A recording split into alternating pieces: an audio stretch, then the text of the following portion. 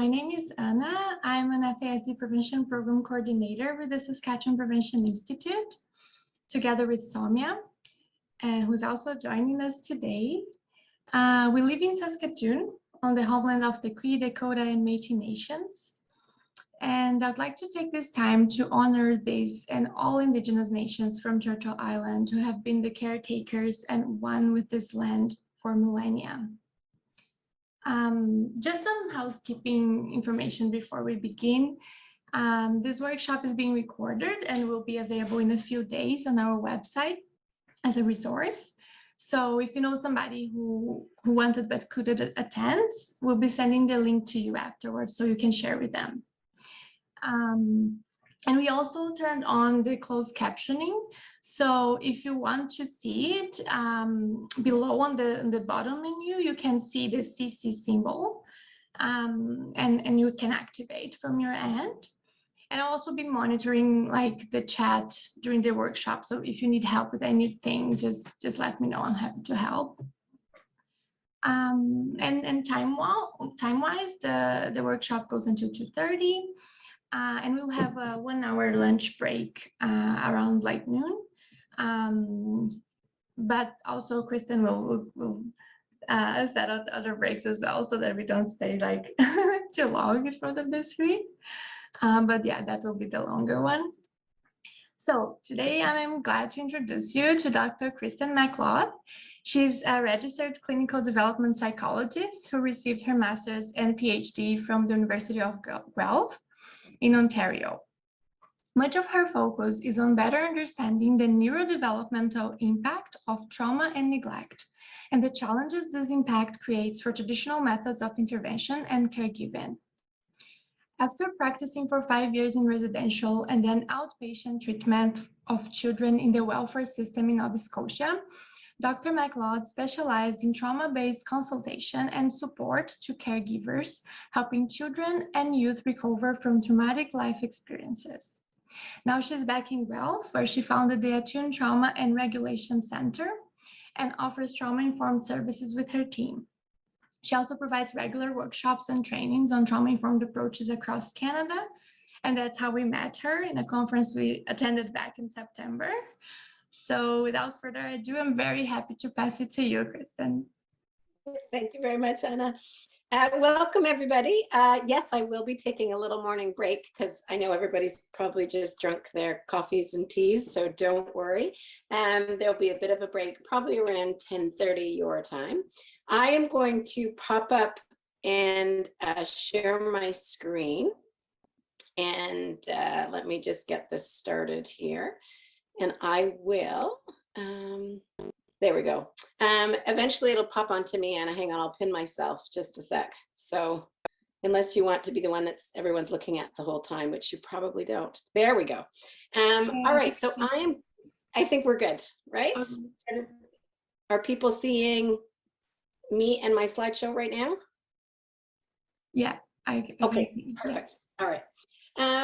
So I'm really excited to spend time with folks this morning. I had particularly given that we're talking about prevention and really working with that 0 to 6 population. When Anna approached me about coming to talk to your group, I was very excited because this for me is where best time is spent when we start talking about prevention in 0 to 6. So I was really excited and very excited to be here. I want to talk today about what it means to become trauma-informed today, which is how understanding leads to efficacy, which leads to hope.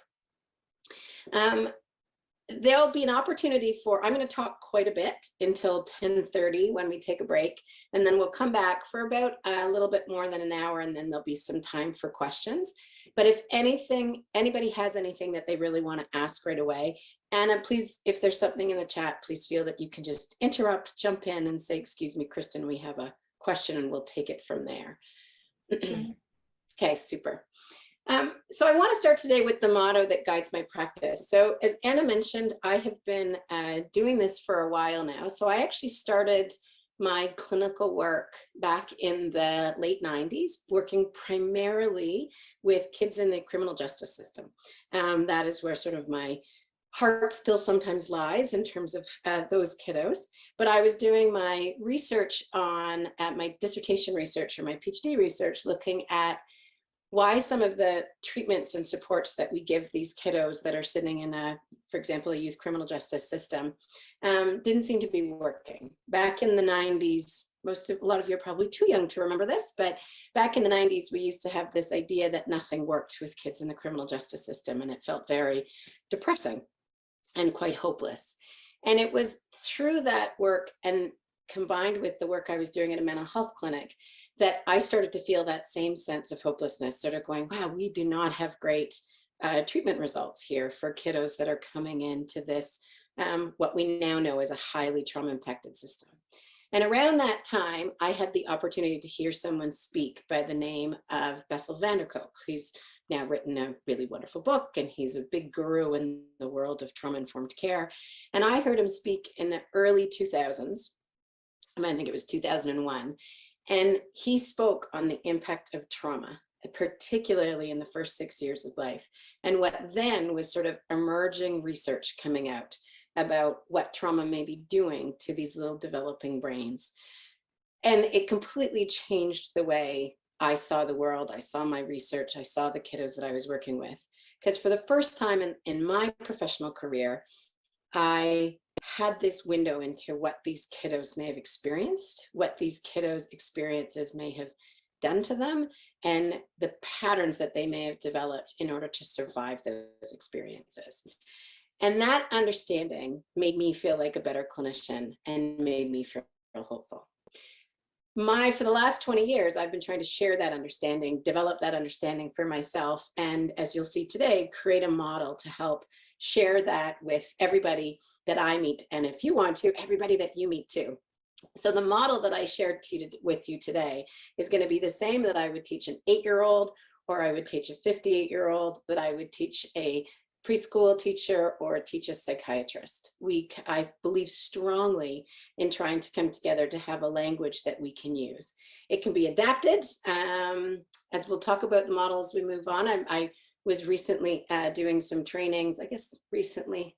COVID makes my timeline get all messed up, but it was right before COVID. Was doing some work up in a northern community where I'm originally from, and working in the Indigenous community there. And they talked about adapting a model to be able to fit the wheel that is their world. And so the goal really is to how do we create a shared understanding that can be understood through the lens or the culture or the background that you come from. Because as I've learned over 20 years, that the more I develop my own understanding, not just of trauma and its impact, but the person that's in front of me and what they may be going through, and I keep my curiosity hat on, I feel better at what I do. And I see this, and that's what efficacy is. We feel stronger, we feel better, we feel like we can navigate the stormy waters more effectively. And this is feeling efficacy regardless of your role. You may be listening to this as a professional. You may be listening to this as a parent. You may be listening to this as a youth. You may be listening to this as someone who's a student. But the efficacy is in whatever you do, feeling better at that. And that always seems to lead to more hope. I have had folks come into my center and work with me where we might have one meeting in one session. And my goal for that session is just to help them understand, again, regardless of age, help them understand what might be going on for them, what might be going on between us, what might be going on in their world. And almost to a person, people leave saying, I feel a little bit more hopeful. And so that's really the goal for today. I'm not a tools person so much, where people talk a lot about, do we have tools? What are the tools we want to train? For me, understanding is the most important tool. If my understanding feels strong and I feel solid in where I'm at, and I can work with somebody else to help them feel solid and understand where they're at, then I know what tools to use, and more importantly, really more importantly, so do they. So that is the goal for today. We're going to spend a lot of time on understanding, and then this afternoon when we come back, we will start talking about how we would apply it in our day-to-day, depending on the role we do. So Understanding has two meanings in this motto. The first that we're going to spend a lot of time on this morning is understanding the impact of trauma, and that's sort of what we would refer to as an intellectual understanding. What does it mean? What's the impact? And how do we understand it in ourselves and in others? But the other really critical piece of understanding is the gift of understanding for somebody else and gifting your understanding to them. This is that sitting in the darkness with somebody and saying, I get the darkness and I can help find that light. I can have a 4-year-old come into my practice, and I work with a lot of 3, 4, 5, 6-year-olds. I can have a little ducky come into my practice that, for example, has been throwing chairs at the preschool. And my gift of understanding to them is to be able to say, yeah, I get that. That makes sense. It's like the dog that barks when they're scared. And we're going to talk about that a lot this morning in terms of how once we feel solid in our understanding, we can sit with someone and be curious about what they need and then give our gift of understanding to them. So that is the motto.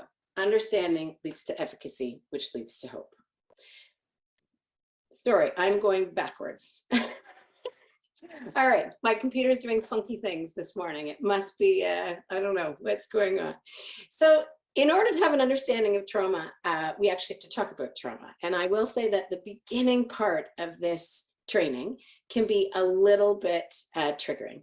If at any point you do feel triggered, please, I can't see you, just take a break, step up. This is being recorded. You can come back and watch whatever you missed later. Honor your response to what's going on and do what you need to do if you do get triggered.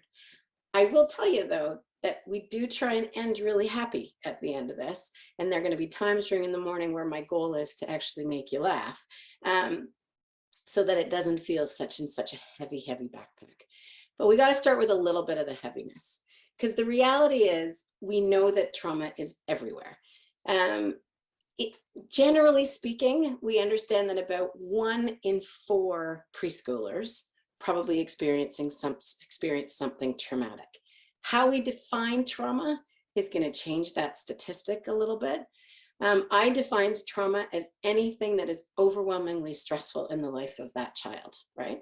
And so this could be something like a car accident or a loss of a parent because of death or divorce, or a parent that is incarcerated, a loss of a parent through the child welfare system. It could be an experience of abuse, so physical abuse, emotional abuse, sexual abuse. It could be neglect. It could be witnessing domestic violence or intimate partner violence. And we know that kiddos, particularly 0 to 6-year-olds that witness intimate partner violence, can have more difficulties from a developmental perspective than kids that were even directly impacted by trauma, say through physical abuse. And so we know that there's lots of things that can go on to potentially impact a child. We also know that trauma can include things like repetitive medical interventions for little duckies. It can include having a parent who is struggling with an addiction or a severe mental illness. Trauma can also be, as we know very well, passed on through generations who've experienced often horrific traumas. And we also know that trauma includes things like oppression and the impact of that, marginalization and the impact of that. Growing up in communities that have been so impacted by oppression and marginalization that community violence is more likely to occur. These are traumas. So we know that about 1 in 4, and that's probably a bare minimum, 25% of kiddos before the age of 5 have likely experienced something traumatic. We're going to talk a little bit this morning, and this is probably something you're familiar with, but I review it just in case you aren't. A little bit this morning about something called ACEs, or Adverse Childhood Experiences. This is now a fairly well-known study. The Adverse Childhood Experience study was done 20 years ago now by 2 fellows by the name of Anda and Folletti. And what their goal was from their research is they were interested to find out whether or not the trauma you may have experienced or an adversity you may have experienced in your first 18 years of life, so through childhood, whether or not that impacted your later physical and mental health. They developed a 10-item questionnaire Everybody can find it. You can Google get your ACE score and you will find your ACE score. It was overwhelmingly developed and responded to be honest, by a white middle-class population. And it was interesting of the results of this research. They sent this questionnaire out to thousands and thousands of homes across the United States, and thousands of homes responded, just saying, what was my score out of 10 on 10 potential adversities that you may have experienced in your first 18 years of life? The reason this research keeps getting referred to is because it was groundbreaking in one regard, was that it was the first time people started to recognize how much trauma might have been out there. And again, this is in a very protected, privileged population. We know that one of the protective factors for trauma is the postal code that you're born into. We just know that. That is the long-standing legacy of racism and marginalization and oppression, and the long-standing legacy of privilege. But even in that very, very protected population, they saw rates of trauma, things like sexual abuse or physical abuse or emotional abuse or living with a parent with an addiction or losing a parent to incarceration. They saw rates that were far higher than we ever thought before. The other thing that made this research so relevant to today still is that it was the first time people started to really recognize that what happened to you may be having some impact on how you are. So for example, you get an ACE score. So if this 10-item questionnaire, your ACE score might be 2, 3, 4, 5, up to 10, depending on how much you've experienced. And what the researchers found was that if your ACE score was, say, 0 or 1, and even going up to 2, you were probably, no more likely than the 0, 1s, or 2s, depending on your score there, to have things like heart disease or diabetes or cancer or addiction or an early pregnancy, so on and so forth. But if your score was 3, the risks of you having these physical health concerns went up. 4 went up even more. And 7, it was sort of exponentially more likely that you would be struggling with some sort of physical, primarily physical health concern. Things like COPD and fibromyalgia and heart disease and diabetes, primarily type 2 diabetes, but also things like early pregnancy, sexually transmitted disease, addictions, alcohol use, drug use, both to the abuse level, that you may have had multiple sexual partners, that you may have had self-harm experiences, and starting to see that what happened started to really predict what was going on. We now know, for example, there's research out of University of British Columbia that's relatively recent, just in the last couple of years, that is starting to look at some of the major causes of depression. For example, depression is something that for a long time we've seen as a neurochemical imbalance, right? Your serotonin is low, you take an antidepressant medication to boost your serotonin, and you feel better.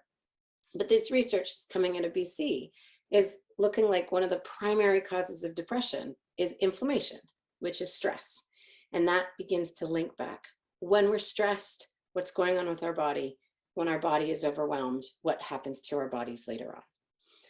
As people got more and more interested in these things called ACEs, they started to look at the kids themselves. They said, okay, if these ACEs can be that powerful when we're 25 and 50, what's going on when we're 4 or 6 or 8 or 10?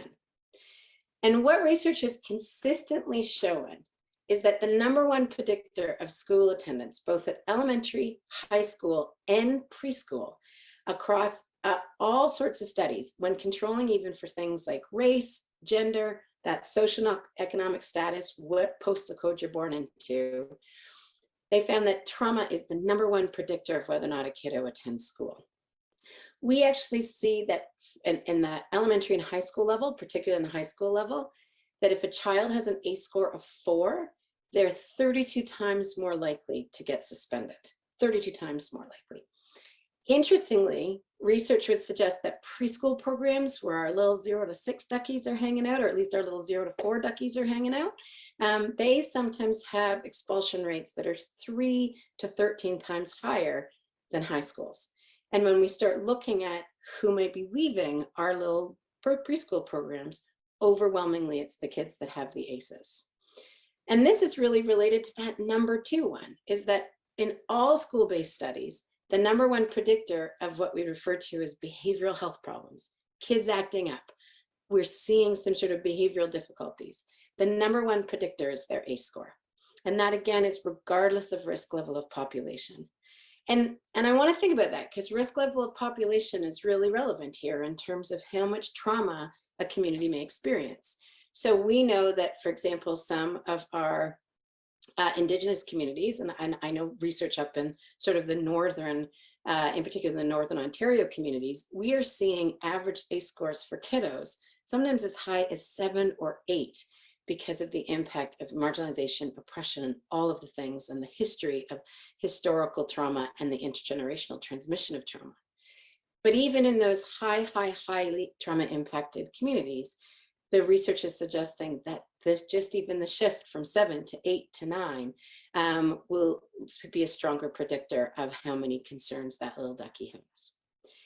And why we're hanging out today is really around bullet number 3, is that increasingly we are understanding that the number of ACEs that we are hanging out with is directly going to impact us. Never mind our ACEs, never mind how much we're carrying, but just being in the presence of someone who's experienced trauma and we don't understand it as trauma can start to impact our own well-being. I refer to this in my world as the octopus. Probably incorrectly, because I always used to think of octopuses as being sort of sticky and clammy, or you see them in the aquarium all pressed up against things. But I watched that in my octopus teacher, which was amazing. And now I think they might be a lot more slippery, but I've never actually touched one. So, but I want to think about it as sticky and glommy, because the reason I call this the octopus is that often when I'm coming into systems, they are what we refer to as trauma impacted. People are burnt out. Folks are feeling hopeless. Folks are feeling like they can't do anything right. Folks are feeling like they had this great day with this little kiddo, and then the next day it's a really bad day, and they're just feeling really downtrodden because of that. And this is the octopus.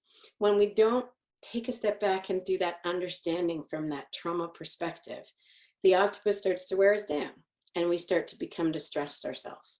And we see this over and over and over again, is that caregivers, regardless of whether you're a parent or a teacher or a supporter of the family or whatever your role is, that you will be impacted by the ACEs of the folks that you're supporting if we don't understand that that's happening. And then we add the extra layer of complication that can be FASD. We know these two things go hand in hand. FASD and ACEs are what is often referred to as the double-edged sword.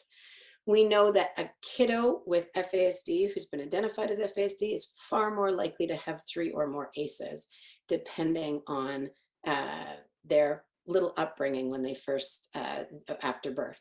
But we also know that the likelihood of the parent that ultimately struggled during pregnancy with alcohol is far more likely to have an ACE score that's really, really high. When we start teasing out how we support, we start to look at the way that ACEs can get transmitted from one generation to the next. And they get transmitted through things like, well, it's a fancy word, but it's called epigenetics, which is actually sometimes the trauma of one generation actually changes the biology and the DNA in such a way that it passes to the next generation. So kiddos, even without trauma, can show dysregulation or difficulties because of the trauma their parents experienced. But it also gets transmitted because of the difficulties that trauma may create for that individual. So we know that one of the ways that folks try and address and manage the trauma they've experienced is through external means. And one of those external means is, unfortunately, often alcohol or drugs in order to try and calm that system. And so we see much higher rates of addiction in folks that have experienced trauma. And that then can impact the next generation through the risks in pregnancy, through the risks in caregiving.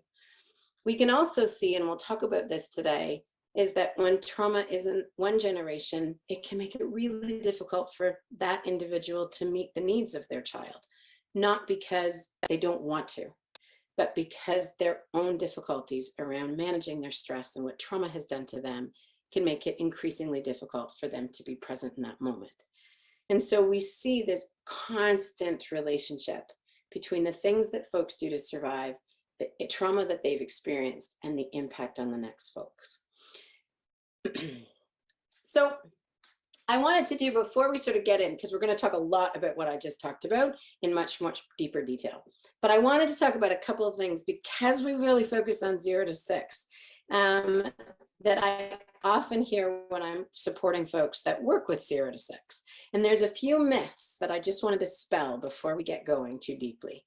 I have heard time and time again that trauma is not that big of a deal in the first couple of years of life because they grow out of it. And it would be a beautiful notion, right? This idea that something bad could happen to someone in the first 6 years of life and just time heals. And we do know that time can help things, right? It can definitely, there are some things, grief, for example, time tends to help that, that process. But we also know, and we'll talk about it today, is that 0 to 6 is when we're doing most of our big neurological development. We have another big period between 13 and 24, but 0 to 6, we're doing a lot of it. And when trauma happens there, it can actually sometimes its most damaging time for it to occur. And the scary thing is to be honest, most trauma, if it's going to happen, does happen in that 0 to 6 years. Those interpersonal forms of trauma that kiddos experiencing, witnessing domestic violence, experiencing emotional abuse, experiencing neglect, experiencing violence around them, often happens more often in that 0 to 6 population. And so kiddos don't grow out of it. In fact, as we'll talk today, the patterns that their brains learn in the first 6 years of life can go on to be patterns for a long time until we address them, change them, and empower the individual to recognize those patterns and change them themselves. And it really makes sense when we start to think about it in terms of why they would be at such risk, because little duckies are absolutely biologically prepared to depend on us for regulating their world. That's the way they come out, right? They don't come out ready to go with any skills. They come out with a neurology that will attach them to somebody. They come out with hormones and shared hormones and mirror neurons that are designed to help them connect to and pull someone close to them. But when stress comes up or adversity arises, trauma can shatter that sense of protection.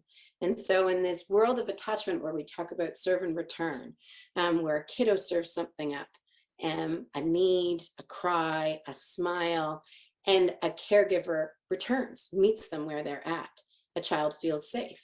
But when there is stress in that caregiving relationship, that return can be challenged. And they don't learn to manage stress in the same way. And for a lot of duckies, ultimately learn to distrust adults. And so if you ever hear anybody say they'll grow out of it, we want to stop and say, let's bring in our understanding to challenge that. This is a depressing slide, and this is the most depressing slide, and then it's going to be all uphill from here, I promise you. When we talk about ACEs, this is just risk for kiddos in terms of the risk factors they've experienced in the first 3 years of life. This is from the Center for Developing Child in Harvard. And the risk of developmental impairments for kiddos, not necessarily permanent developmental concerns, but delays that kiddos are struggling with. And we can see the same kind of mapping as that study from 20 years ago. 1 to 2 risk factors for adversity, nothing really we're getting concerned about. 3, it's moving up. 4, it's moving up. 5, we're seeing almost 80% of 0 to 3-year-olds, if they have 5 risk factors for adversity or trauma, that 80% of them may have some form of developmental delay, might be slower to speech, may have sensory difficulties, may have some gross motor based concerns, may have fine motor concerns, may be delayed in their social development, in the way that they use adult relationships. That number goes to 6, it goes even higher. And there's that ACE score tipping point of 7. And you can see on this chart that we can expect almost 100% of kiddos who have experienced that much adversity to be struggling in their development. Again, this slide looks depressing, but I wouldn't be here if I didn't know that we can change this, if we didn't know that we can shift this. I was so excited to come today because you're talking prevention. Are these the most risky years for kiddos? Yes. Are they also the best years to intervene with kiddos? Absolutely. That same brain that is developing and is building so many neurons and is at risk because of the stress they may experience is also so ready to learn new patterns. The other myth that I often hear is that kids don't remember it, right? And we know this is not true. From about the age of 2, kids remember it often very, very correctly, but critically, even if they don't, which means they have no language or no narrative for something that happened to it, their body does. We know that trauma gets stored in the body. It gets stored in the peripheral nervous system that sends messages to our brains, and we'll talk about that lots today. But we can see that kiddos, even when they were infants, when the trauma occurred, if they go back to the environment where something traumatic happened, we see their bodies start to respond. So for example, there was research done and they had a 9-month-old baby that had experienced violence. And when that child was 3, brought it back to the area where the violence occurred, and the body started to get warm and hot, and their skin cells started to produce more sweat. Their body was remembering what they had experienced. Excuse me. And so we know that one of the things that we start moving forward with working with folks is understanding that bodies can become disconnected, dysregulated, and overwhelming for them. I'll apologize, I've had a bit of a cold. I will do my best to keep my voice going. The other myth, and really, really, really important one for today, is that they can heal in isolation of a caregiver. My short answer to that is nope. I don't care if you're 4 or 44. We all want someone that we can talk to and connect with and that understands they need us. But really critically, remember that bullet side. Trauma in others can create distressing symptoms in us. That's the octopus. And so because of this, the importance of us is critical. Addressing trauma starts with the caregiver. It doesn't start with a tool for the 4-year-old. It starts with the tools for the people supporting the 4-year-olds. All right. So now with the fun part. This is a fun part for me because I'm a bit of a brain geek. And once we start this understanding, I get excited. So I steal something for this quite happily by someone by the name of Dan Siegel. You can Google him, you can look him up, you can read his books. He's quite a resource to have out there. And he has a beautiful model on understanding how our brains grow. I'm going to copy that model, but at some point I'm going to add something to it. So if you do Google Dan Siegel's and it looks a little different, it's because I've added something to it that I think is really, really, really important, especially when we start looking at 0 to 6-year-olds. It's an important part of this little developing brain. So the model is this. The model is that our brain can be represented in the palm of our hand. As I said, it's a brilliant model. Technically speaking, the human brain is about that size, the size of 2 of my hands put together. But for ease, Dan Siegel uses this. So he talks about your spinal cord coming into your brain. And if you open up your hand, we're looking at sort of the older, really almost reptilian parts of the human brain. When we come in right here, we are talking about a part of the brain that we have to be really born with. That's our brainstem. It's doing things like monitoring our heart, our lungs, our digestion. And what's amazing is if we get to about 22, 23 weeks of age gestationally, like just the little fetus, medical science allows this to sort of have time to keep developing. We put kids in the NICU and we hang on to them until that part of the brain is ready to go. But everything else I'm going to show you, we actually develop mainly after birth. It would be amazing if we just popped out a cooked turkey, right? We just sort of like try and give it as best as we can and then pop out this turkey.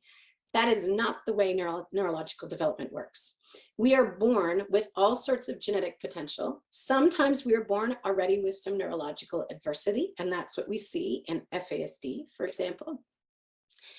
But we are born with a brain that is ready to learn and ready to develop. And we develop in the context of relationships. So here's the part of the brain I add to Dan Siegel's model.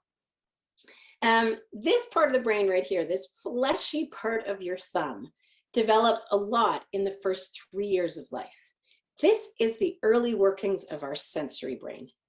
Now, if anybody, most of you probably spend time with toddlers, or at least know a few toddlers, you know that the sensory brain is really in charge in those years, right? We have our 5 senses, right? Sense of smell, sense of taste, sense of sight, sense of touch, what something sort of feels like, and sense of hearing. Those 5 senses, again, in charge with the toddlers. Toddlers lick things we wouldn't think about licking. They get excited about touching things that we don't get excited about touching. I don't know how many of you continue to play with shaving cream, but probably not a lot of you. They smell things we don't want to smell. They explore their world through their senses. Ideally, they explore their world through the context of a secure attachment that allows them to go out and explore. That secure attachment is the caregiver that more often than not has been good enough, and that's all we have to be to raise great kids, has been good enough in being able to meet those needs. So that little toddler goes out, explores the world. If they get into trouble, they look back and there's mom, dad, grandma, grandpa, aunt, uncle, cousin, childcare provider, ECE teacher, who's ever there saying, it's okay, I gotcha. And when they explore their world, they do it through their senses. But the thing is, we don't just have 5 senses, we have way more than that. I talk about 7. Apparently we have like 32 or something was what I read the latest. That sort of overwhelms me. But the 7 that we have are really important to think about when we start thinking about how we regulate and support another individual. So I want you to try, and it's earlier in Saskatchewan than it is in Ontario. So it's going to be a little bit harder for you folks in Saskatchewan, because I want you to try closing your eyes. Don't close your eyes until you try this. See what I'm going to do. I want you to try closing your eyes and bring your fingers together like this. I cheated there. I opened my eye a little bit.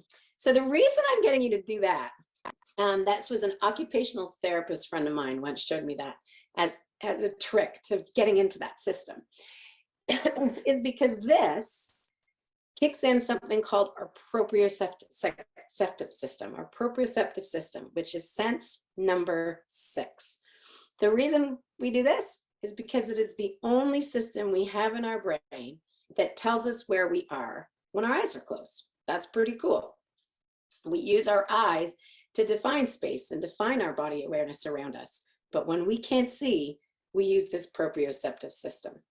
It is highly impacted by fatigue, which is why if it's a little earlier and your caffeine isn't working as well as mine is, because I've had a little bit more time, you may have struggled a little bit.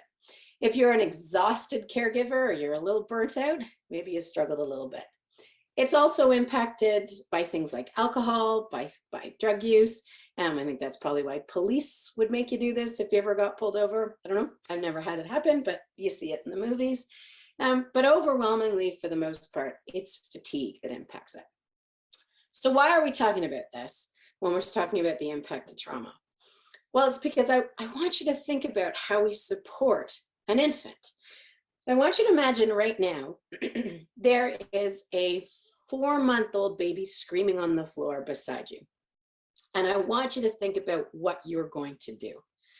So here's this baby just screaming and screaming and screaming. And I want you to think about your intervention. Now, maybe you could say something like, listen, baby, I don't know what your problem is, but this behavior is unacceptable. And if it continues, no breast milk later, something like that, right? That's a really ridiculous intervention, isn't it? That doesn't make any sense. You've got this screaming, dysregulated baby, and you're putting all the pressure on the baby to figure it out using that really complex system that is understanding the consequences of my behaviors, right? It's ridiculous. I do want you to think about if that baby was a little older, would we be making the same assumption? We should be. It's still ridiculous. But I want you to think about what you're going to do. So maybe we take step number 2. We lean down to that baby and we say, listen, baby, I see you're really something's going on for you. I get it. There's a lot of distress here. I want you to just try and let those thoughts go. Just feel the floor. Is it cold? Is it hard? Again, now we're getting somewhere, right? We're doing some nice, cute regulation. Baby is still screaming. What are we going to do? Everybody knows the answer to this, right? No one's necessarily had to read this in a book. I mean, I'm sure there's books out there and people are making lots of money on books that say you should pick up the baby, but everybody knows you pick up the baby. Everybody knows you pick up the baby, not like this. Hey, baby, stop crying, but like this. And when we do that, to calm that individual, we're really only using two things. We're using our relationship and we're using that sensory system. And in particular, proprioception. We're squeezing that baby close because that's what proprioception is. Proprioception is that sense that lives in your muscles and your joints and is acted upon when we feel pressure, when we do a push-up against the wall, when we squeeze our arms like this, when we hug, when we get a massage, when we exercise and our joints are being used, our proprioceptive system is kicking in and we use it to relax, just like we do with the baby. But if that doesn't work to calm that baby, we're kicking in sense number 7, which is your vestibular sense. Lives in your inner ears, and is it responsible for rocking back and forth, spinning around, and hanging upside down. This is the sense toddlers love, right? Spinning them, whee, go faster, faster. It's the sense that adults lose, and it's the only one we lose if we don't use, which is why you can rock the big roller coaster when you're 15, and you barf up your funnel cake when you're 45. If you haven't been practicing the spinning, chances are that's going to set you off a little bit. But when we think about regulation, it's a huge sense we use. You know, if that baby doesn't stop crying right now, when I'm holding that baby like this, I'm going to do one of a couple of things. I'm going to start rocking back and forth. I'm going to bring some bouncing to that. I'm unlikely to hang the baby upside down, though I do know a kiddo that used to like to hang his head over his mom or dad or whoever was holding him shoulder, really drop it down in order to calm. It was amazing how many people used to tell the parent she was holding or he was holding the baby incorrectly. And she's like, I know my kid, this is what calms the kid. And that's the thing. This is what we learn as caregivers. We learn what we need to do to calm that infant. We don't use a lot of language for it, right? Maybe you're saying something like, shh, shh, shh. Maybe you're singing something. That's the sound of your voice that's probably soothing more than anything else. But overwhelmingly, we're just using that sensory system in that relationship and our curiosity about what that kiddo needs. I have 3 babies. They're big now. They're not babies anymore. I'm heading into the teenage years, so they're babies in some respects, but in terms of some of the ways they act, but for the most part, they're pretty good. But my 3 babies had 3 different sort of soothing needs. And it was my job and my partner's job and other people around me who were supporting me to figure out whether or not my baby wanted to be rocked, be bounced, be swayed, whether or not they wanted things hot or cool, whether they wanted tight swaddle or loose swaddle. That was my job, is stick around long enough to figure out what that baby needs when it's crying on the floor. And when we do that, we start growing a really, really strong sensory system. Now, why is this important? It's going to be important today for 2 reasons. One, we're going to talk about a lot about regulation, and it's a key part of regulation. But also, you can thank your sensory brain right now for doing a whole bunch of things that you're paying no attention to. You are processing right now the sound of my voice, not just what my voice is saying. And that processing the sound of my voice when it's on, which it is right now, or when it was scratchy, which it was about 10 minutes ago. This is normal scratchy, by the way. Your sensory brain is processing that sound so that you can process the language that I am giving. Your sensory brain is also navigating things right now, like the temperature in your room, where you're sitting, whether or not you're comfortable. If there's external noises, that sensory brain is filtering things out. A good integrated sensory brain can be thanked for being able to sit in a classroom and learn. It can be thanked for being able to go outside at recess, run around, navigate your world with play, play, play, but then come in and shift state and sit back down in that chair. That's a good integrated sensory brain. This part of the brain grows, though, in the first 3 years of life, which is overwhelmingly, if particularly interpersonal trauma is going to occur, it is going to occur then. And so paying attention to how the sensory brain gets impacted is critical when we start putting our detective hats on in terms of how we can help support sensory brain. This is back on Dan Siegel's model. Attached to that early rudimentary sensory brain is this beautiful thumb that represents, in Dan Siegel's model, your limbic system. 3 components that we focus on in trauma. There are more, but the 3 that are really focused on in this model, it starts with this one. Your knuckle right here is your hippocampus. Now, your hippocampus gets referred to as the brain's scrapbook, right? All emotional memory or all memory sort of hangs out there for a little bit. Every bit of novel information that comes into your brain spends at least a tiny bit of time on that hippocampus. It's actually pretty impressive. All novel information lands for at least a little bit on that hippocampus. It goes to all sorts of other parts of the brain, but the hippocampus takes that information in. And so we see it really has a huge responsibility in novel learning, which is great. Think of how much learning we want our little duckies to be doing. Think how much learning we want our big people that we support to be doing. But it also hangs on to all those memories. So sometimes the scrapbook can be really heavy. And if the scrapbook is heavy, sometimes it makes the hippocampus not work as well as we need it to. And so we see memory gaps. We see kids come in from having done something and we say, why did you just, punch Sarah in the face? And the kiddo says, I didn't. I've had kiddos that have done quite remarkable things that they have absolutely no memory of. And we can make that assumption, which is a dangerous thing to do, that the child is lying, or we can start to get curious about whether or not the child was able to learn in that moment and form a memory. It's the same thing when that kiddo gets a little older and starts to sit in the classroom. If their hippocampus is feeling overwhelmed, they can be sitting beautifully in the classroom, but learning nothing, even though they're looking like they're learning, because their hippocampus can't process that novel information that's coming in. How well this hippocampus works, to be honest, has a lot to do with what the neighbor is doing. That neighbor is our amygdala. Everybody knows about the amygdala. It's the captain of that fight, flight, freeze center of the brain, right? And that's really it. We have fight, flight, or freeze.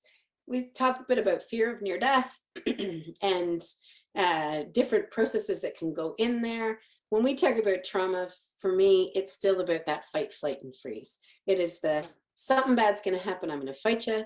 Something bad is happening, I'm going to run. Or something bad is happening, I'm going to shut it all down and freeze. Tend to have those 3 responses. The amygdala is a fascinating little part of the human brain.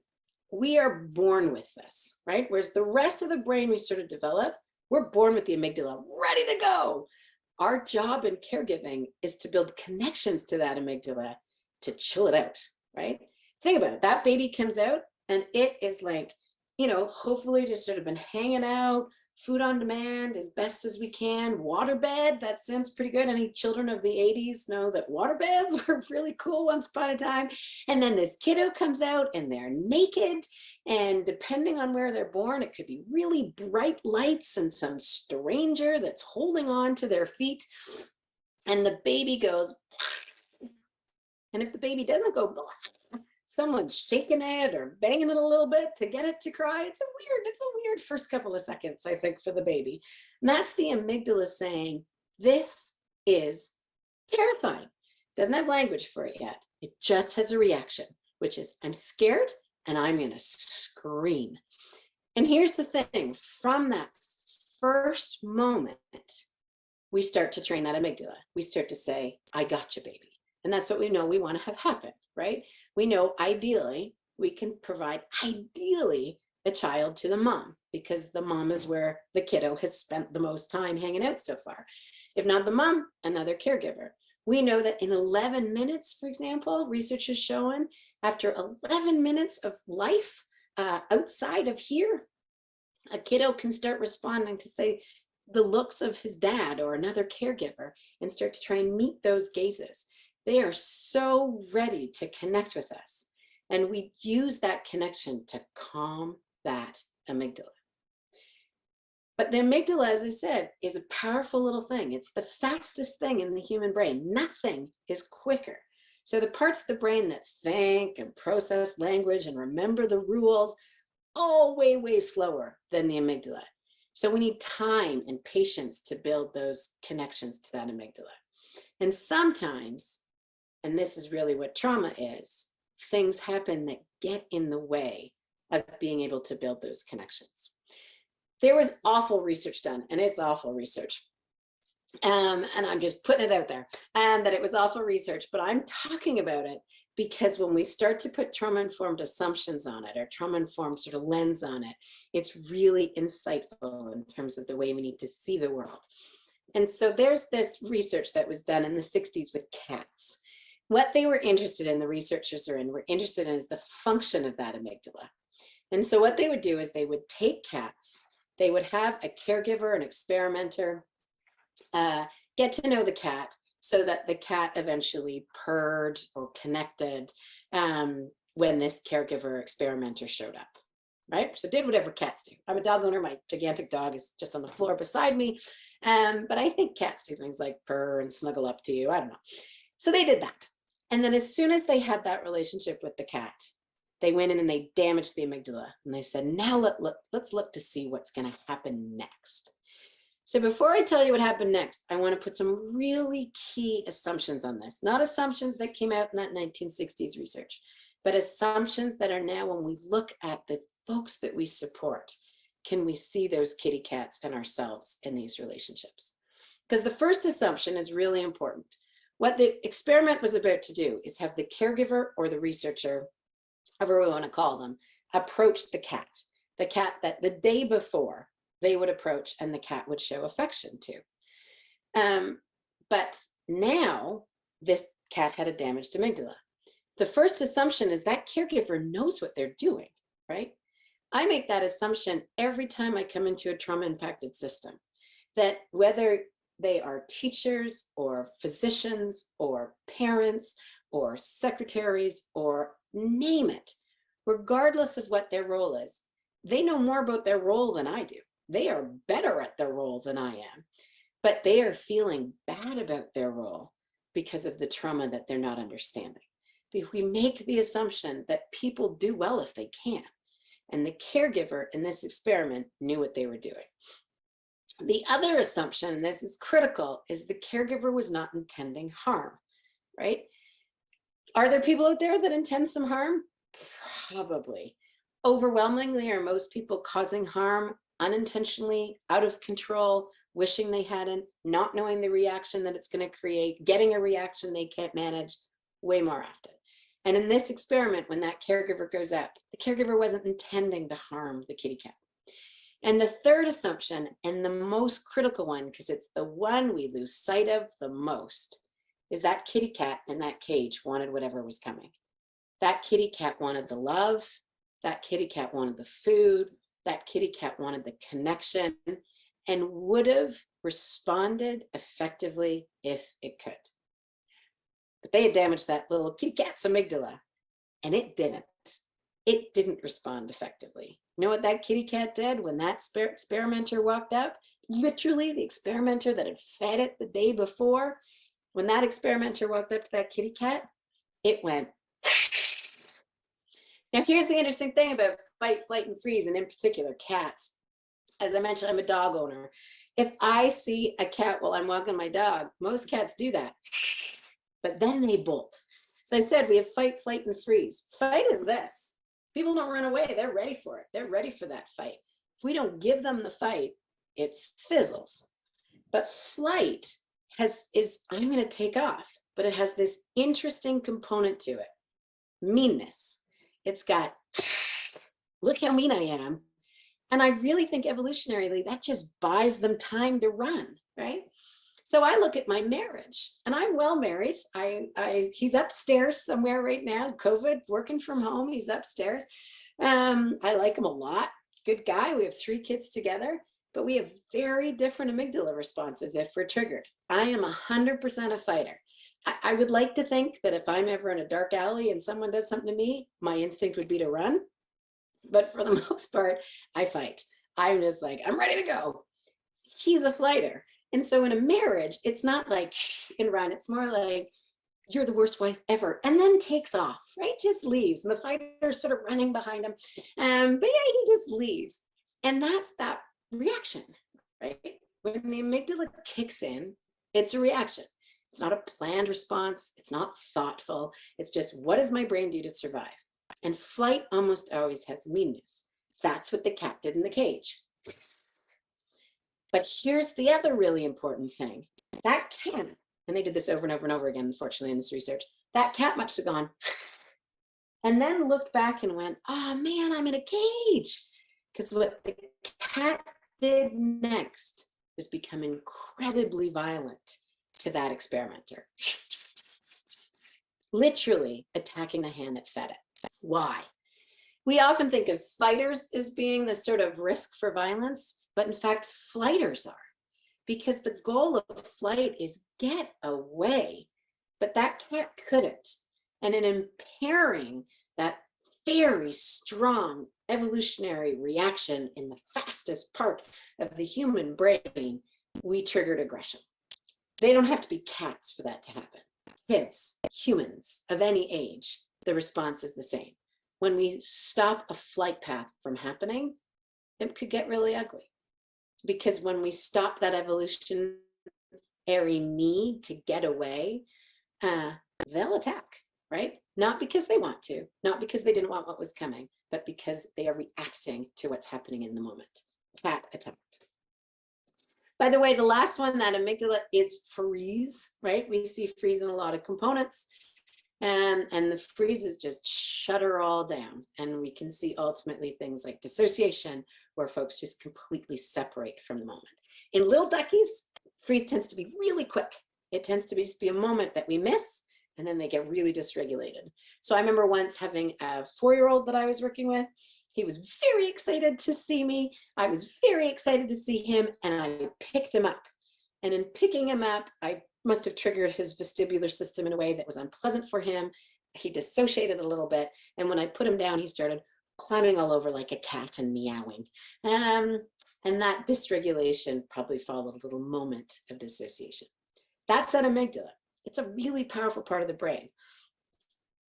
It is the part that gets most impacted by trauma, right? And it makes sense.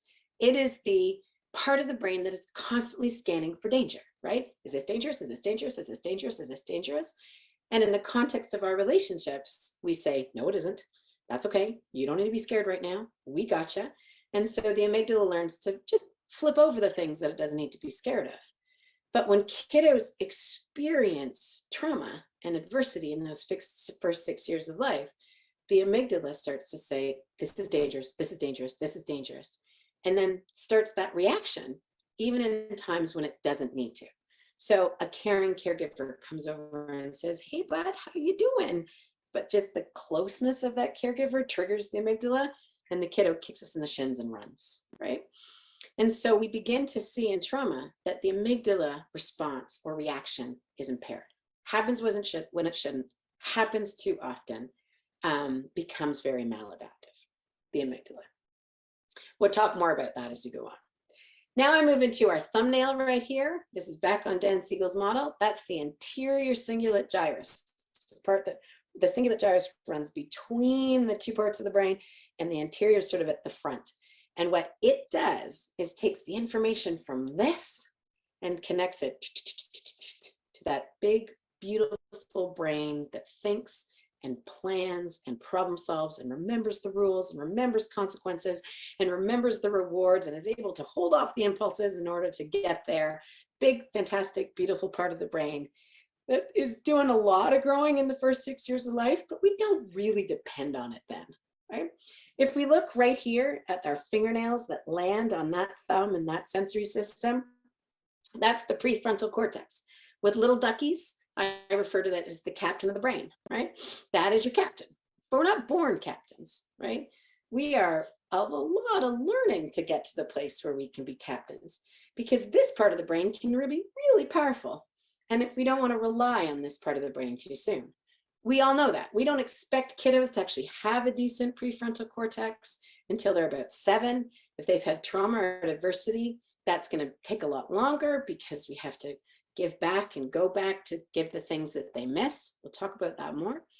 But even at 7, how many of you would let a 7-year-old cross the road without holding somebody's hand? You just don't trust them yet.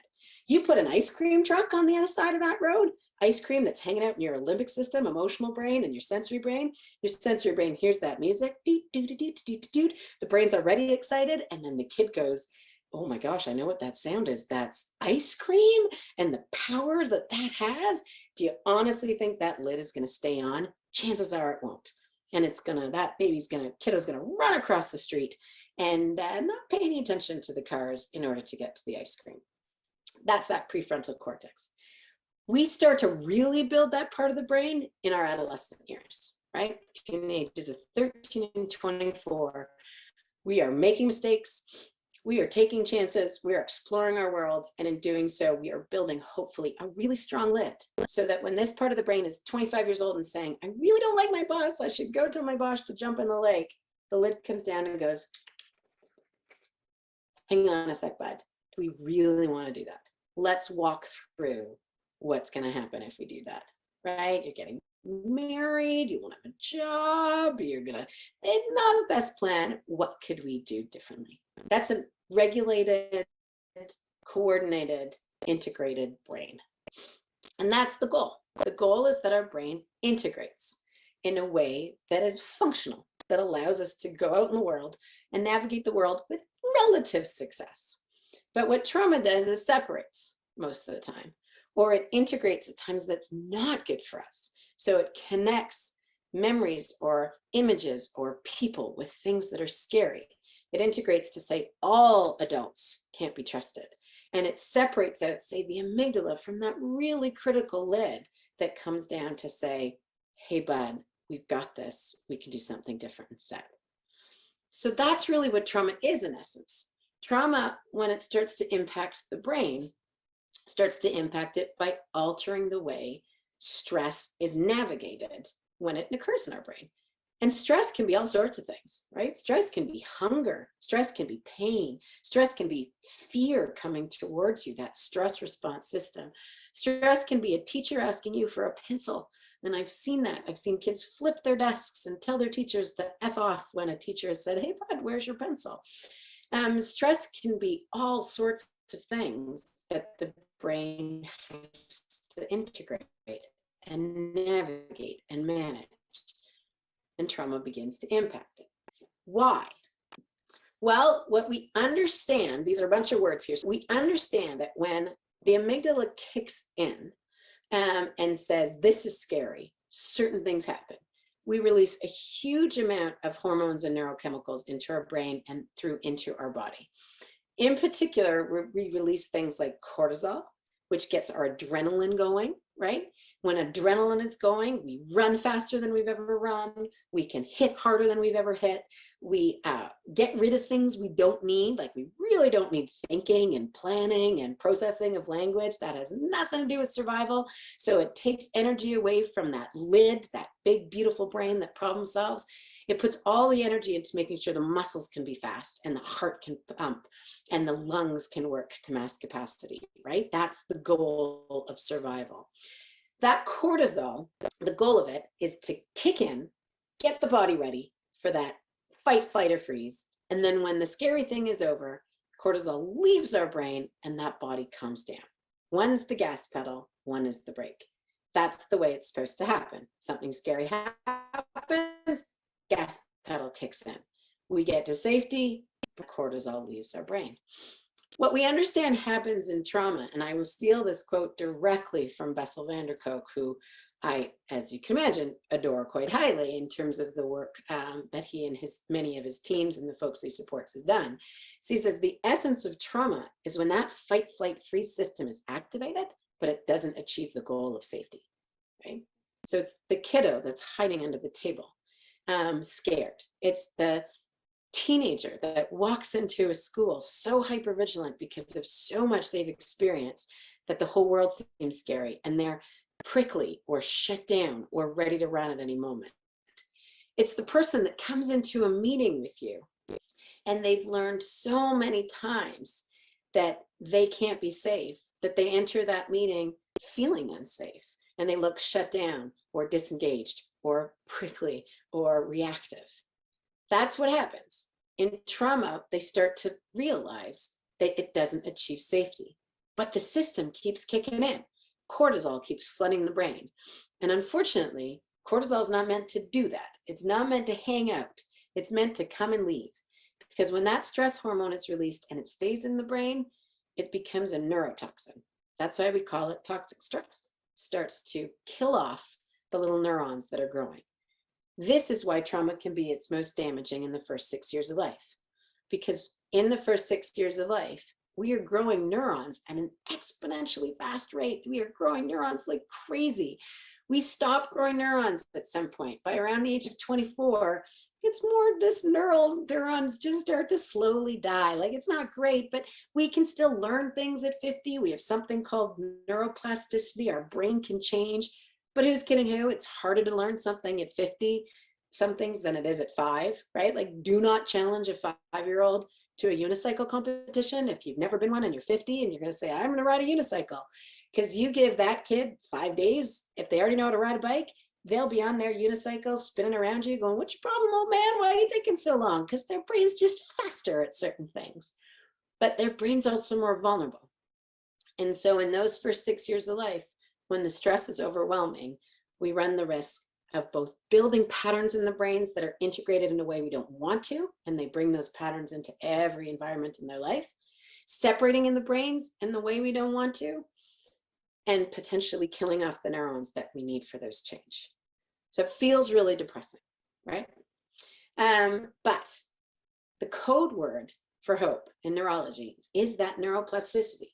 We are learning so much now about what we can do to change brains, to grow brains, to shape brains, but that's that critical understanding. If we use strategies and supports that are asking the brain to do something it can't yet do, we do not change, we do not shift. Go back to that baby. You know why everybody knew that that baby on the floor, that picking that baby up and saying it was picking that baby up was the right thing to do versus saying to the baby, pull your stuff together or there'll be no breast milk later? It's because we all knew that 4-month-old baby had a brain that couldn't process that. It had a brain that really could do nothing, really, other than cry. That's its strategy, and that it needed us to regulate. And when we start taking that understanding into all of our individuals, not seeing them as 4-month-old babies that we need to snuggle. Listen, if you have a 14-year-old somewhere in your life and they're distressed and you go give them a bottle and wrap them in a blanket, I think that'll get ugly. I'm not sure that's probably your best strategy, but understanding that their brain might need something different from what we assume it needs in that moment is the key of being trauma informed. Because really it comes about us, right? That myth that I said, kids can heal without us, they can't. They need us. They need us to build their brains. They need us to regulate their brains. They need us to support their brains until they can do it on their own. The goal of trauma-informed practices isn't to care for someone forever. It's to care for someone long enough to empower them to do it on their own. If we keep doing things to people, we continue to keep people victimized. But if we encourage folks to understand what's going on for them and support them in times when they're struggling so that they can make the shifts themselves, whether they're 4 or 44, we empower those little brains to grow differently and grow stronger. So that's the impact. That's trauma.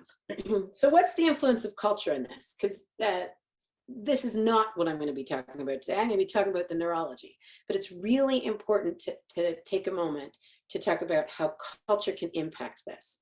Obviously, depending on that postal code that I talked about and the historical culture that you come from or community that you come from, we know there's a greater risk of exposure to community violence, discrimination, negative stereotyping, things that get the amygdala firing, right?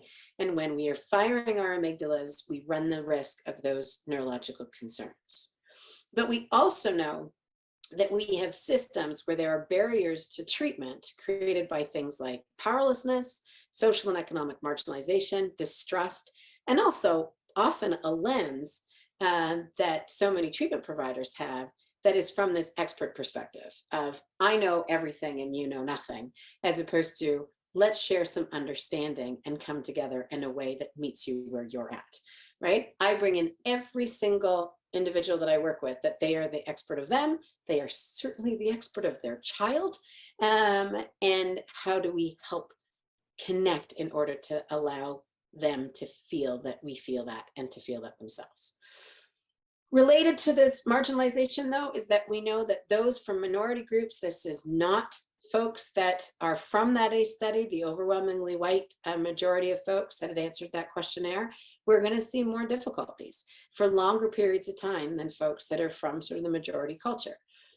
This is an important thing to remember because we're going to talk today about one of the barriers that we have is our own assumptions, our own bias, and our own sense of hopelessness. And if we are working or supporting folks that have significant trauma histories, then we may start to feel our own assumptions and biases come up more, like, I can't make a difference here, or nothing I'm doing is working. And what I'm going to challenge you all day to do is bring your curiosity to that. What did that person need to feel psychologically safe? How do I need to shift in order to create psychological safety for that person? And how do we together come together to bring curiosity to this relationship? Because when we don't do that, and when things stay status quo and people continue to feel victimized by their trauma, because trauma can so often make folks react in ways that they don't feel good about. Think of that kitty cat attacking the hand that fed it. How do you think that kitty cat's going to feel the next day, right? Is that kitty cat going to feel confident in the presence of that caregiver that comes up, especially if that caregiver is from a majority society? No, but it's not the kitty cat's job to do the change in that moment. It's us to come together to do the change together. Without that, the risk of intergenerational trauma transmission continues, increases, and we see it go on and on. But as I mentioned, I'm talking about that today. And to be honest, I'll be really quite frank, I wouldn't get a white woman to talk about cultural impacts unless you wanted to talk about the majority culture. And so I'm talking about the universal responses, the things that regardless of the culture that we bring, our brains are experiencing, right? Because a brain is a brain is a brain. A brain really doesn't know, for most of its brain, really doesn't know what color your skin is or what your culture is. Yeah, your higher order brain does. But for the most part, we're really similar. In fact, we're really similar to that other picture there, which is the gorilla. And by the way, that's the gorillas snuggling the kitty cat for all those cat lovers who were distressed with my story. That's my visual apology. But we have these universal responses. One is that the brain is going to get impacted by trauma. That we know. We know it is everywhere. That a study has been done in 53 countries in this world, and the results are always the same, right? Trauma impacts us. We also know, and looking at that second picture, that universally, when we come together, we heal. And so we heal in the context of relationship. And we see this not just in humans, but in other mammals, right? Obviously, that's Coco. Don't read about what ended up happening to that cat. It's a little sad. But that's Coco snuggling up the cat. We can see this in all sorts of animal populations where when something overwhelming happens, they come together and support each other. And that's the goal of today. So I am going to use my last 15 minutes before a break to start to talk about the model. And the reason I like to start to talk about the model right before the break is I love people to be just a little bit uncomfortable, because I'm hoping right now, not psychologically uncomfortable, but I'm hoping right now everybody's starting to feel a little something. One is that they're feeling a little restless in their bodies. Maybe they want to get up and move. And to be honest, your cameras are off. You could be getting up and moving. It's much better when I'm staring at you, but I'm not staring at you right now. But everybody maybe is feeling a little bit like this lady could stop talking anytime soon. My language is starting to get a little heavy. Maybe you're feeling like you need a little bit more caffeine. Maybe you're feeling like you need to go pee and you're just hanging on. And I always save this part for here because I want you to be just hanging on, right? Because when we start to understand regulation in ourselves, we can understand regulation in other people. Why do we talk regulation? Because overwhelmingly, that's what just trauma is. Trauma is a disorder in regulation. Trauma impacts the way we regulate. Trauma impacts the way our brain regulates. It impacts the way our body regulates. And it's regulation-based concerns that, to be honest, get in the way of us getting through the day in a way that doesn't upset us or upset other people. So what is regulation? Generally speaking, regulation is navigating and managing and organizing information that's coming from inside the body, like pain, fatigue, hunger, full bladders, that kind of stuff, but also outside the body, like the temperature in the room, the sound of my voice, the language I'm giving, processing what I'm saying, all of those things. Your brain is doing heaps of regulation right now, a lot of it fairly unconsciously. This is the model. So I have been spending, as I said, about 20 years since I saw Bessel van der Kolk when I was sitting working community mental health and doing sort of complex mental health and hanging out with kids in the criminal justice system, and when this changes the way I view the world. And after about 15 years of my own sort of learning, I went, I need something that I can just show people to say, this is what I see. Does this gel for you? Because if it does, let's run together. This is the model that I mentioned that the Indigenous folks that I'm working with said, can we switch this to a wheel? We're talking about how to make it a wheel to be able to sort of adapt sort of cultural understanding.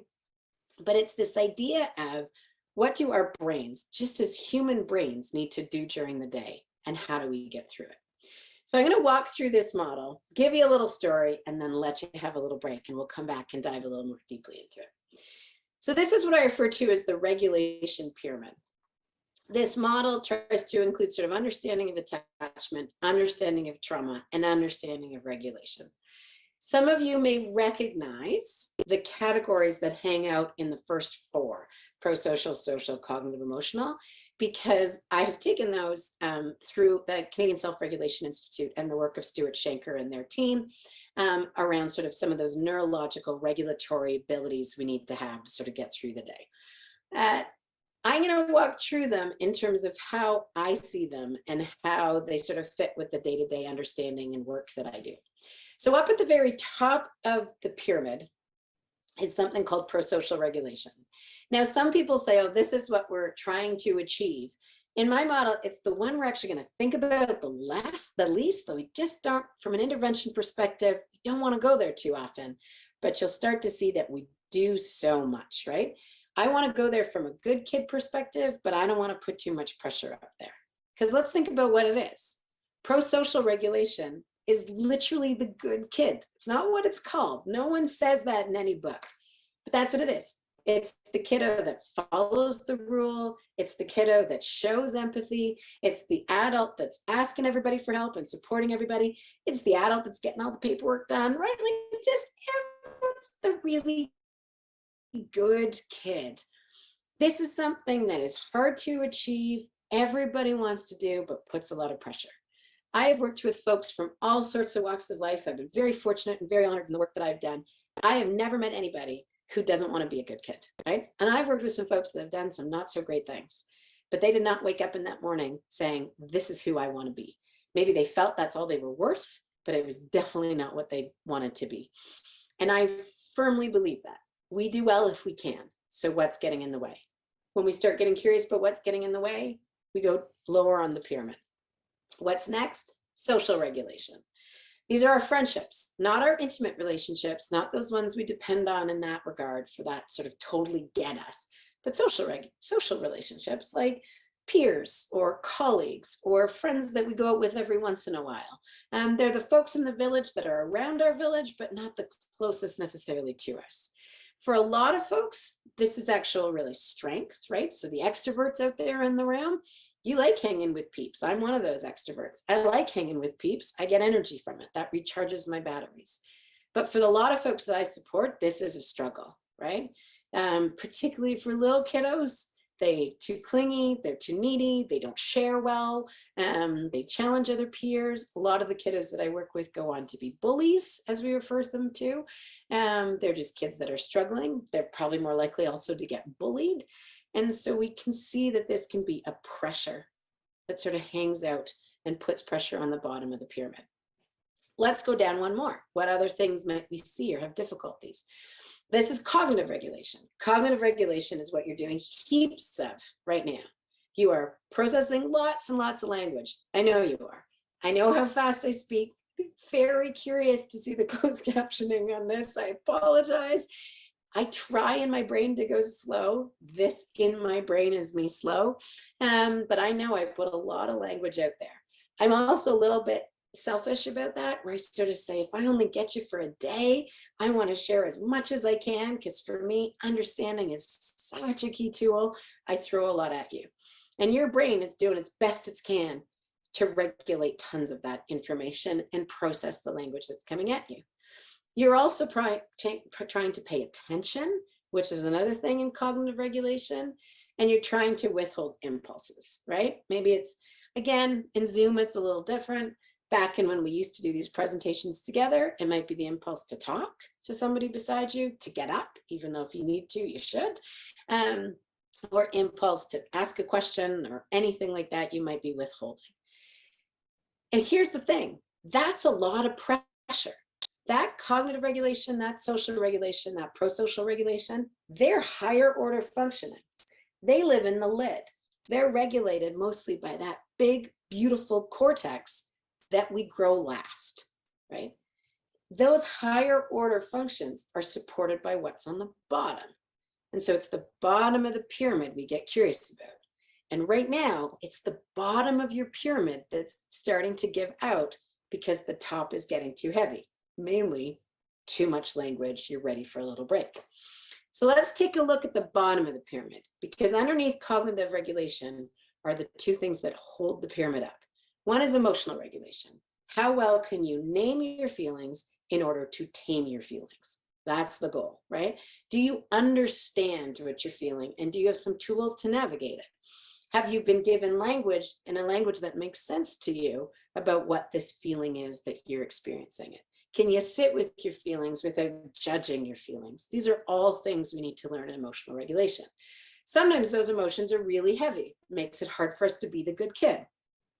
Doesn't mean it has to be a negative emotion.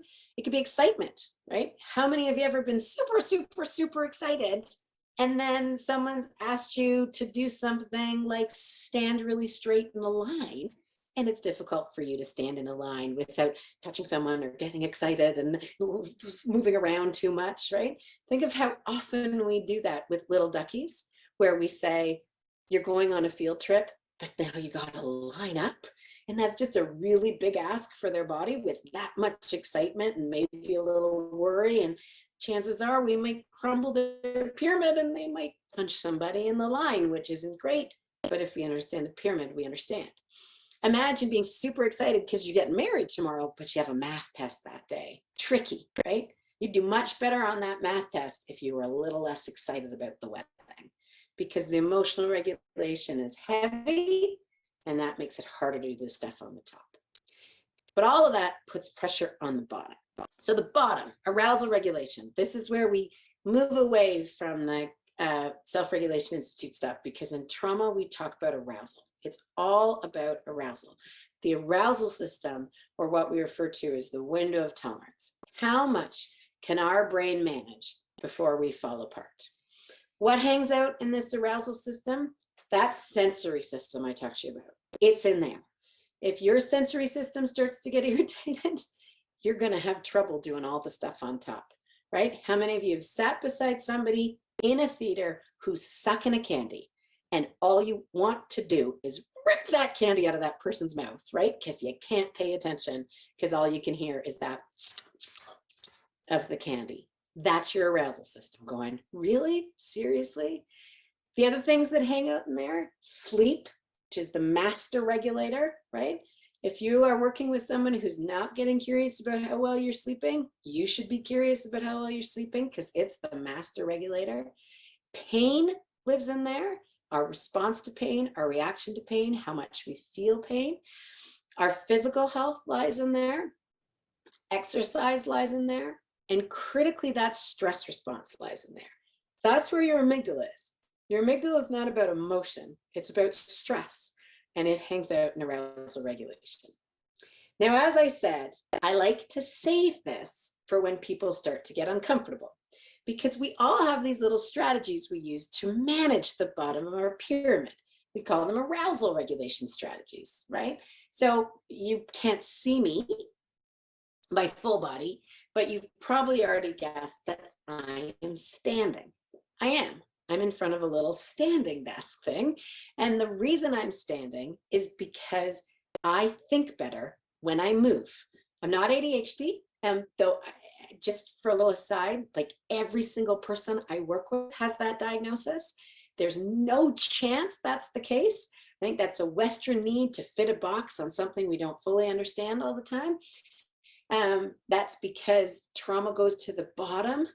And when the bottom's shaky, it's hard to do cognitive regulation well. And so we look ADHD, but most of us aren't. Some of us are for sure, but most of us that I see probably aren't.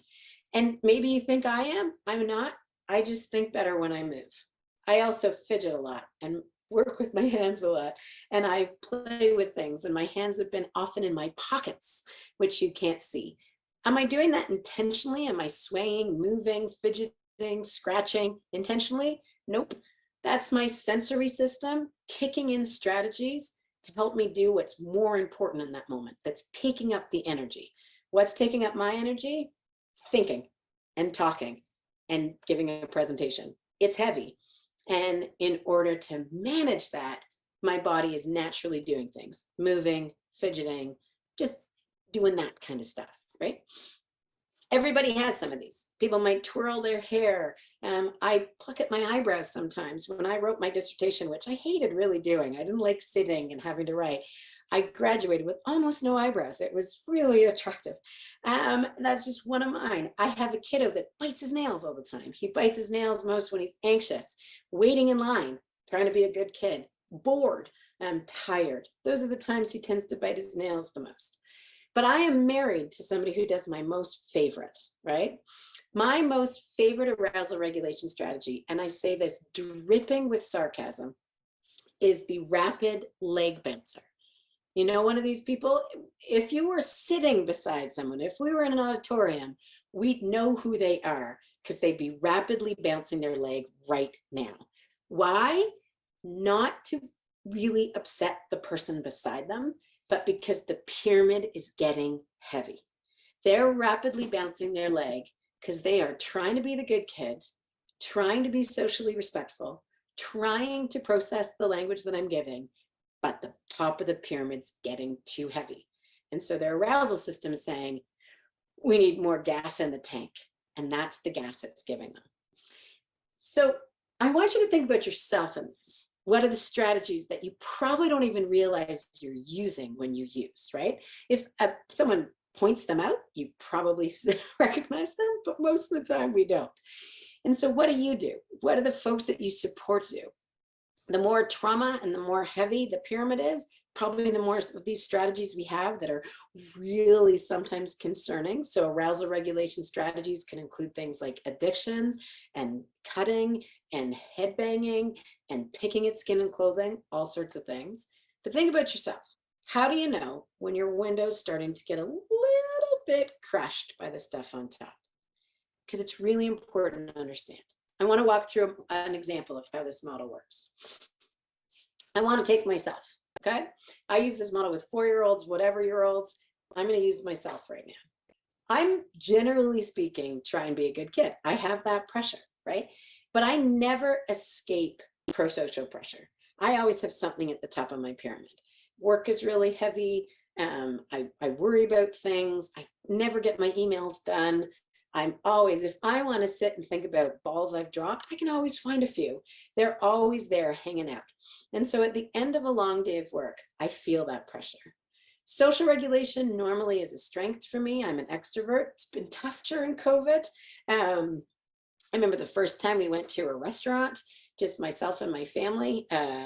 And my husband was laughing at me. He's an introvert. My husband was laughing at me because he's like, you're like bouncing off the walls excited. I was just so excited to be out with people. Even though people were miles apart from me, I could feel the energy. And so generally speaking, it's a strength for me. But I'll be honest, I don't necessarily have the same energy for everybody I meet. So some days I might have a day at work where I have some of those heavier folks for my pyramid. Cognitive regulation in my world, I do lots of talking, but more, believe it or not, in my day-to-day existence as a therapist, I do lots of listening, right? Lots and lots of paying attention, lots and lots of just being present with the person in my space, regardless of age, that can take some energy out of my tank. Emotions, I carry mine, I carry my children's, like my own kids. I carry every single person's that I support. That's what I believe as a therapist, that I hang on to your stuff until you can do it on your own. And so I come home from one of these long days at work, and this is a true story, by the way. Come home from one of these long days at work. I deal with all my parenting stuff that I have to deal with. We get kids into bed, and then my husband and I, totally exhausted, we do pretty much the same thing every night, which is sort of at like 9 o'clock, we sit down, we watch like an hour show, right? This story happened back in the days of Game of Thrones, not season 8, that was terrible. But when Game of Thrones was really, really good. And so I get to the end of this day and I sit down and my arousal system says, we did it. We survived. We made it through the day. We just an hour, enjoy some Game of Thrones. I was, to be honest, had a little tiny glass of wine, which sometimes in very small moderation can help your little arousal system. I would not recommend it as a strategy by any stretch of the imagination. Exercise is better, meditation is better, mindfulness is better, togetherness is better. And I was hanging out with my husband. I'm going to watch a show and just chill out. But then I sat down beside my husband, who was also exhausted, and he started rapidly bouncing his leg. Again, not to piss me off, but to try and pay attention to the show. But my arousal system went, you've got to be kidding me. The whole couch was shaking. I could feel certain things happening in my body. I was irritated. That's when my emotional regulation started to fall apart. I couldn't pay attention to what I was watching.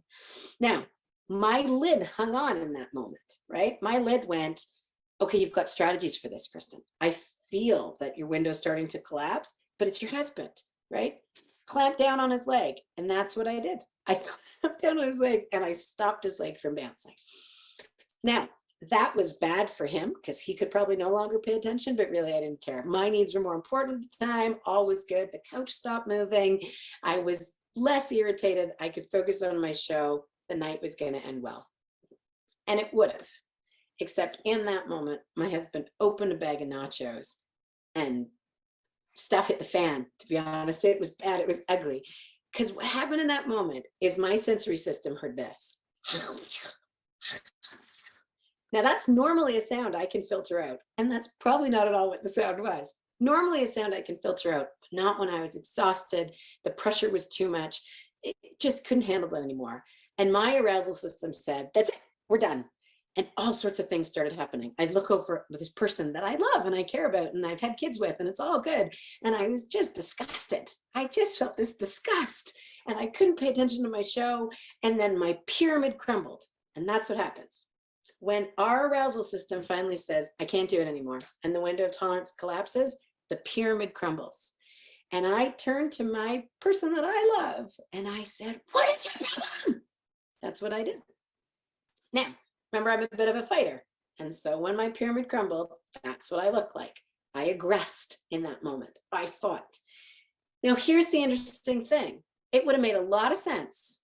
No one would have judged him if he had met me where I was at. He could have turned to me and said, what's my problem? What's your problem? Now, we often see that. A reaction gets met with a reaction. But could you imagine what would have happened if he had done that? I'll tell you. Because if he had met my reaction in the same way, I would have dug in my heels and found everything wrong about him in that moment. I would have been like, you're the most selfish man in the world. I've had a super long day and all you can do is blah. And then we would have been fighting, though he probably would have left at some point because he's got the flight response, and I would have felt rejected and this kind of stuff. And then we would have been recommended marital therapy, and then we go to marital therapy, but we're at a restaurant because they say go eat somewhere together, and all I see is the chomping mouth that got us in this place in the first place.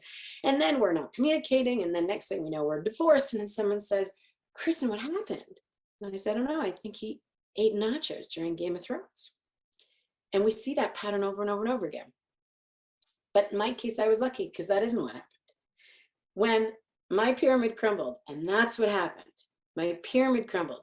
I did not look like a good kid at all. I looked like a pretty bad kid. I attacked somebody for eating nachos.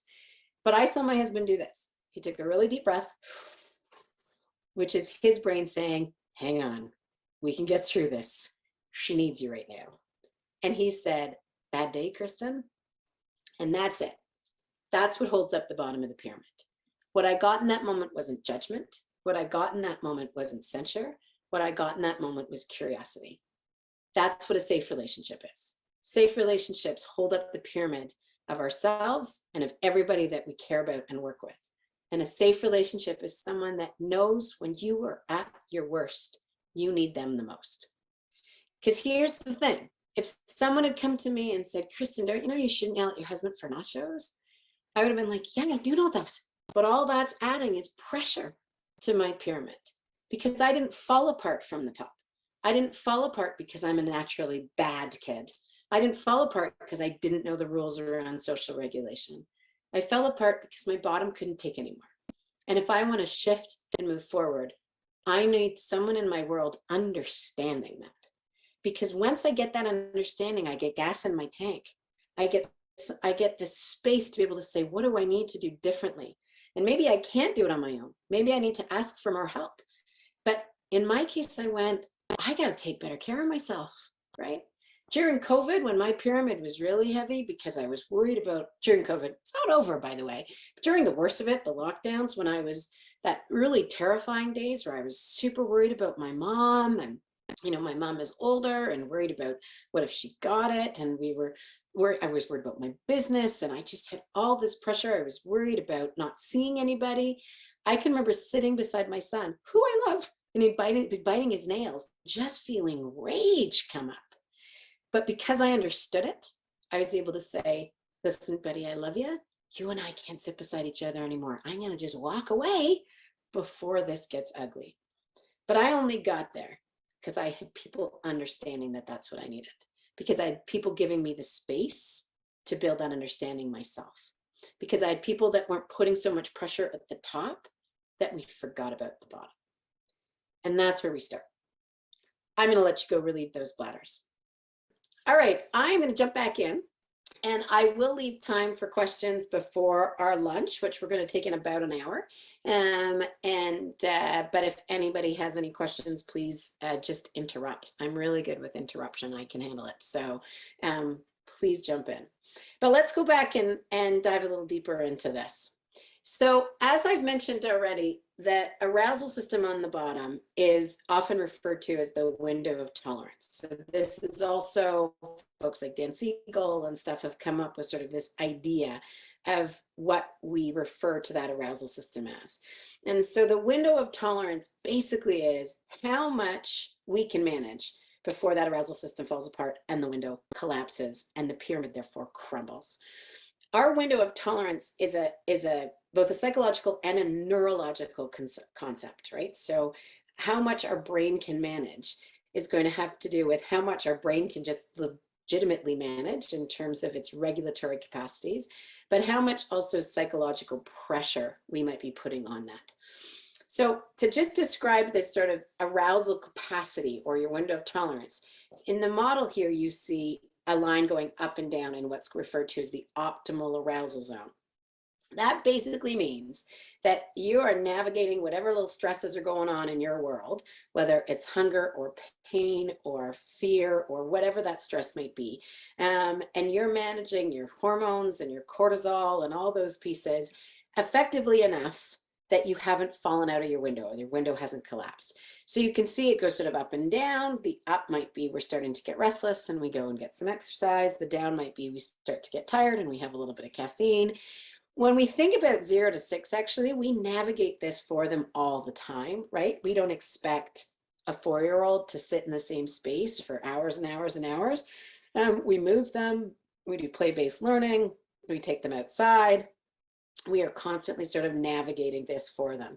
And when we think about infants, we're doing it even more, right? All we're really doing with infants is being curious about why they're falling out of their window and what they need to get back in. Do they need food? Do they need sleep? Do they need cuddling? Do they have something that's bugging them that's causing them to slip outside of their window? Here's the really critical piece. If you are in your window, you are learning. If you are not, you are not. That means learning anything novel or processing anything that's coming at you right now.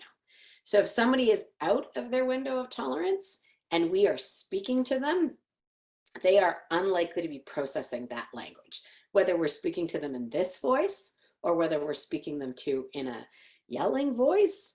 They are unlikely to be processing that language. In order to do those higher order things like be a good kid, manage your social relationships, manage attention, sustain attention, and process language, you have to be in your window of tolerance. But here's the thing, trauma goes right there. That's where trauma goes. It impacts that arousal system. It impacts that safe relationship at the bottom because of those difficulties with the way we integrate our arousal system. Trauma even impacts the arousal of subsequent generations, potentially. I mentioned earlier about something called epigenetics, which is when a gene can get changed in one generation because of something experienced, and that then gets passed on to the next generation.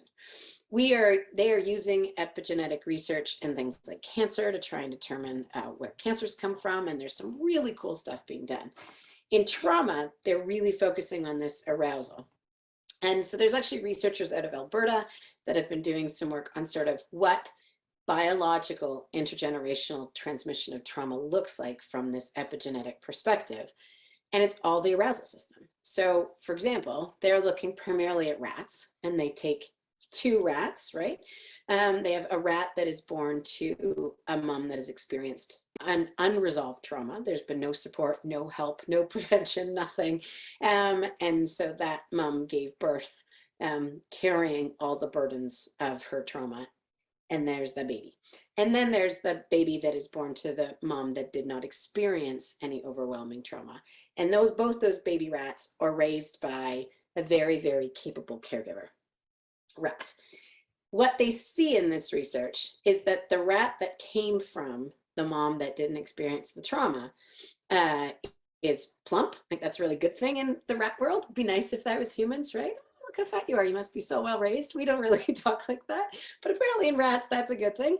And it only licks itself when it needs to, and it's really furry, right? So it just looks healthy from a rat world, and it licks itself to clean, right? Which is good. The rat that came from the mom that experienced the trauma that was unresolved, I actually don't know what it would look like to resolve trauma or support trauma in a rat, but that rat was skinny, so was physically less healthy, but in particular licked itself too much. Now, when we think about arousal stuff, that licking itself too much, we can see in humans, right? It's the human that bounces their legs so much that they bounce the couch to the point where everybody falls off, or they're cutting themselves, or they're using drugs and alcohol to manage their arousal, or they're getting up a bunch of times, or they're picking at their skin and clothing. And that's sort of like the rat that licks itself. So we know trauma goes there, both from potentially the generation before, but also when it happens.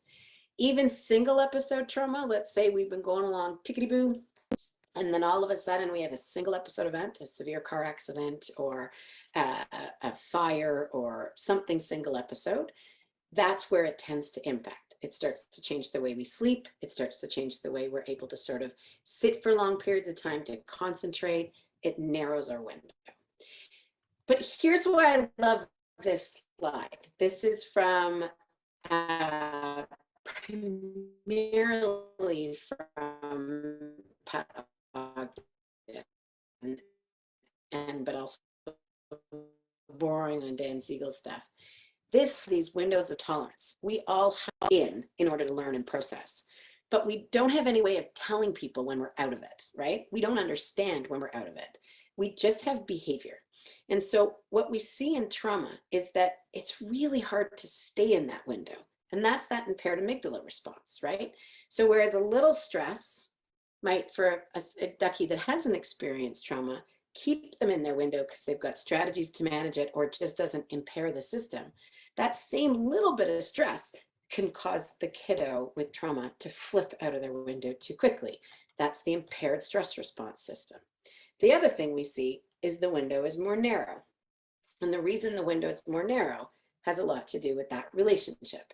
How are we using relationships? How are we changing the patterns in order to build our window? But all we see is behavior.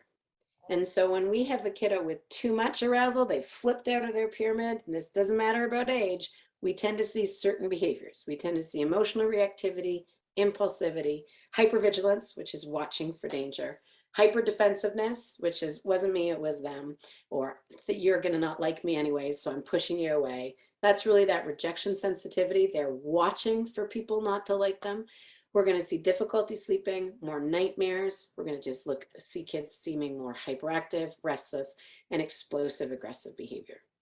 When they're down below, we see that kind of tuned out, emotionless, numb, withdrawn, disconnected, really struggling to make an effort as it appears. And our assumptions can be that folks don't care because they can appear resistant or defiant. But resistance and defiance really lies in that below the window, low cortisol shutdown. Now, here's the thing. I have never worked with anybody that's always up, right? And sometimes it feels like that, but all my people that fly up out of their window above too much arousal will have a dip and go low. I have worked with folks that are just always low. Their default is to go down below their window. And that's really where we're getting into a lot of dissociation and freeze. But this slide is the reason why I don't like timeout as a strategy for toddlers, or for really anybody. I like timeout for myself, by the way, not punitive timeout, but I need to walk away from you and collect myself and pull myself together. And when kids are able to do that, and we can cue them to do that, to take a little time out for themselves in a positive way, to calm themselves down, I'm a big fan of that. But timeout as a learning strategy for kids to learn that their behavior was wrong was designed in order to teach a child not to do something by taking away something they need, which is the relationship, or something they want, right? So you have to leave the situation, you're in a timeout for 2 minutes, and no one talks to you in those 2 minutes. But here's the thing, that when we use timeout, whether it's timeout itself, or whether it's suspension, or whether it's sending kids home, or whether it's using a strategy that takes us away, we can't guarantee that that kiddo comes back in their window. In fact, it's far more likely that that kiddo comes back below their window, so that they have a big emotional moment. We send them to a timeout. They come out and they're like, I'm fine. I'm prepared to say sorry. But 2 seconds later, they're in the same situation again, and they're bouncing out. And why? That is because, remember the pyramid. When I crumbled, sorry, my dog is below me crying here. When I crumbled, I needed an adult to help me, right? I needed someone to stick around long enough to figure out what I needed. Is it okay that I attacked? Absolutely not. I want to change, but it's so much easier to change if I believe that someone believes I can and is going to stick around to help me get there. And so when we use a strategy that takes a child away from us, we aren't there to help them get back in their window. And here's the thing, most kids need us to get back in their window. They can't do it without us. So what does this mean? This is about how we regulate, right? How we start to begin to address trauma is understanding how we regulate, understanding how we support others in regulation, and then encouraging others to understand their own regulatory system enough so that they can make changes and feel empowered to make changes. So there's really sort of three main things with regulation. There's those things we do unconsciously, those automatic things that we do without thinking about it. The shaking the legs, the pulling at the hair, the picking at the eyebrows. These can get bigger and bigger and more as trauma starts to get really, really heavy. But for a lot of times, folks are engaging in strategies unconsciously. Where we want to spend most of our time, though, is in co-regulation, which is helping others regulate. That's the baby, right? When we picked up the baby and did this, we were co-regulating, which meant I'm calm and I'm going to help you get to my calm, whether it's through sharing my calm or whether it's through encouraging you to find your own calm. I am going to help you get there. We're going to co-regulate. It's the same as if someone's really excited and they come down, they're like, I'm super excited. And you go, you're kidding, I really know what's happening. And you're excited with them. And then that feels really good. That's co-regulation, right? But we can co-regulate to the positive, right? I'm calm, I'll get you calm. But we can also co-regulate in a negative way, right? You're stressed, now I'm stressed. And in my stress, I get dysregulated and then you get more dysregulated. And we're co-regulating in a way that isn't super great. And we see this a lot. So the goal really is, can we co-regulate by helping others get to that place where we ideally are, which is navigating world, which is why focusing on us is the most important thing. Because if we're not there, that's the most important thing to do first. Because the goal of caregiving is really to get to a place where folks can be, generally speaking, self-regulate. They know what's going on inside their body. They know what they need in that moment.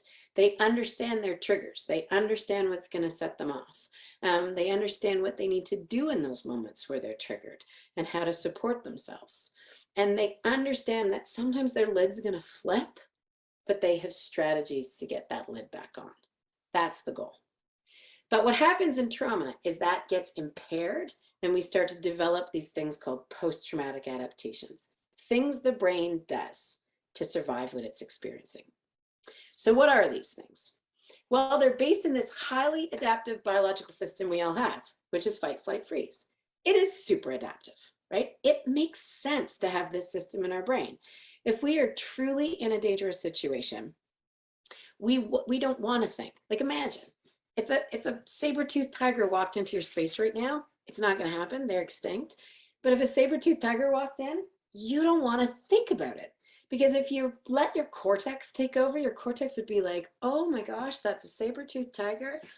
I should get my phone. They're extinct. I'll take a selfie. I'll be famous. It'll be amazing. And by the time I'm even beginning my thought process, I've been attacked and I'm dead. A really sad story at the end. We don't want that to happen. And our brains know that. When the saber-toothed tiger comes in, the brain goes, that's dangerous.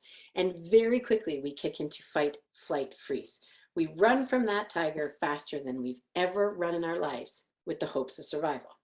That's the same system that's kicked in when trauma occurs. And so it's a highly adaptive system we all have. However, when things are done to survive, it makes sense. When things are done to regulate, it even begins to make sense. And if we can see kiddos struggling and we start to get curious about how they might be trying to regulate, we can see it makes sense. But the challenge is it becomes maladaptive. So does it make sense to hide under a table if parents are fighting and arguing and you're scared? I think it does. Does it make sense to hide under the table if someone took your toy in preschool? Makes less sense, right? Or if a caring caregiver comes over and says, hey buddy, how you doing? That makes less sense, but that's what we see over and over again. That's the brain has learned that pathway and it goes there. So that's really what it is, right? Post-traumatic adaptations are these behavioral responses. Think of the window. All we have is the behavior, the impulsivity, the shutting down, the reactivity. They're behavioral responses to overactive alarms and poor regulation, lids that flip too quickly, and pyramids that crumble too quickly. Not because they don't want to be good kids, but because the bottom is not strong enough to hold up the top. That's what poor regulation is. And here's the really interesting thing. These behaviors, these adaptations are extremely resistant to change in the absence of a trauma-informed response. What do I mean by that? I'll tell you a story. I worked once with a grandmother who started caring for her 2 infant grandchildren. So she was paternal grandma. Kids were with mom for their first 4 or 5 months. Mom had significant addiction-based concerns. Kids came into care and were placed in the kin placement, which was paternal grandma. Paternal grandma came to me when the babies were about 7 months old. And she said, the weirdest thing is happening, right? And it's just been this really weird 3 months. It was just with one of the infants. And she said, every time I was putting this little ducky down in the crib, I would go and check on him. He would make a peep. She goes, I'd go and check on him. He'd be sound asleep, but he had blood in his nails and blood on his scalp. So he'd been cutting himself like this, right? And it was very distressing for grandma, as you can imagine. She said she went to a physician, and the physician said, and no disrespect to the physician, but it was a very behavioral response, because the response was, we can stop that behavior, put the scratch mittens on. And if our goal is to stop a behavior, just a single behavior, that worked. That night, when that little ducky had the scratch mittens on, he did not scratch his head. He couldn't. He didn't have access to his little fingernails. He did start banging his head against the crib wall. So here's the trauma-informed response. Take a step back and get curious about what's going on. Well, it's a baby, right? There's only a couple things we got going on for the baby in the pyramid. We're not looking at the top at all. We don't even have emotional regulation. We've got arousal and safe relationships. And here's what we knew about the relationship for the first 4 months. Mom struggled. Mom will have had her own significant history. And when baby cried, she did not come. More often than not, she was unavailable to meet that need because of her own stuff. Baby had significant neglect for the first 4 months. But here's the cool thing about baby, is that baby understood that somehow. Baby had a survival system that said, we gotta sleep, right? He wasn't being nurtured, rocked, put down to sleep. He was being left to sleep. And we knew this was happening because when grandma picked up baby, he was stiff as a board, right? He almost rejected her touch, which grandma found initially really hard to manage. Though in understanding why it was happening, she was much better at managing that behavior, because he would sort of be like a board and didn't want to get touched. So she'd put this awake baby down in the crib because he seemed to not want to be snuggled. And it's not a want, it's just a can't. His body didn't know how to navigate it yet. And when she put him down in the crib, he was quiet. When she'd come back, he'd be asleep, but he was bloody. That what he was doing is he understood, which was quite amazing, that he needed to sleep. He only really has his arousal system, and sleep and pain are in the same category on the pyramid. They're both an arousal. And so by creating a pain response, he released endorphins in his head that calmed his little system, and he fell asleep. So what happened when we put scratch mittens on is, did we stop, did the behavior stop? Absolutely.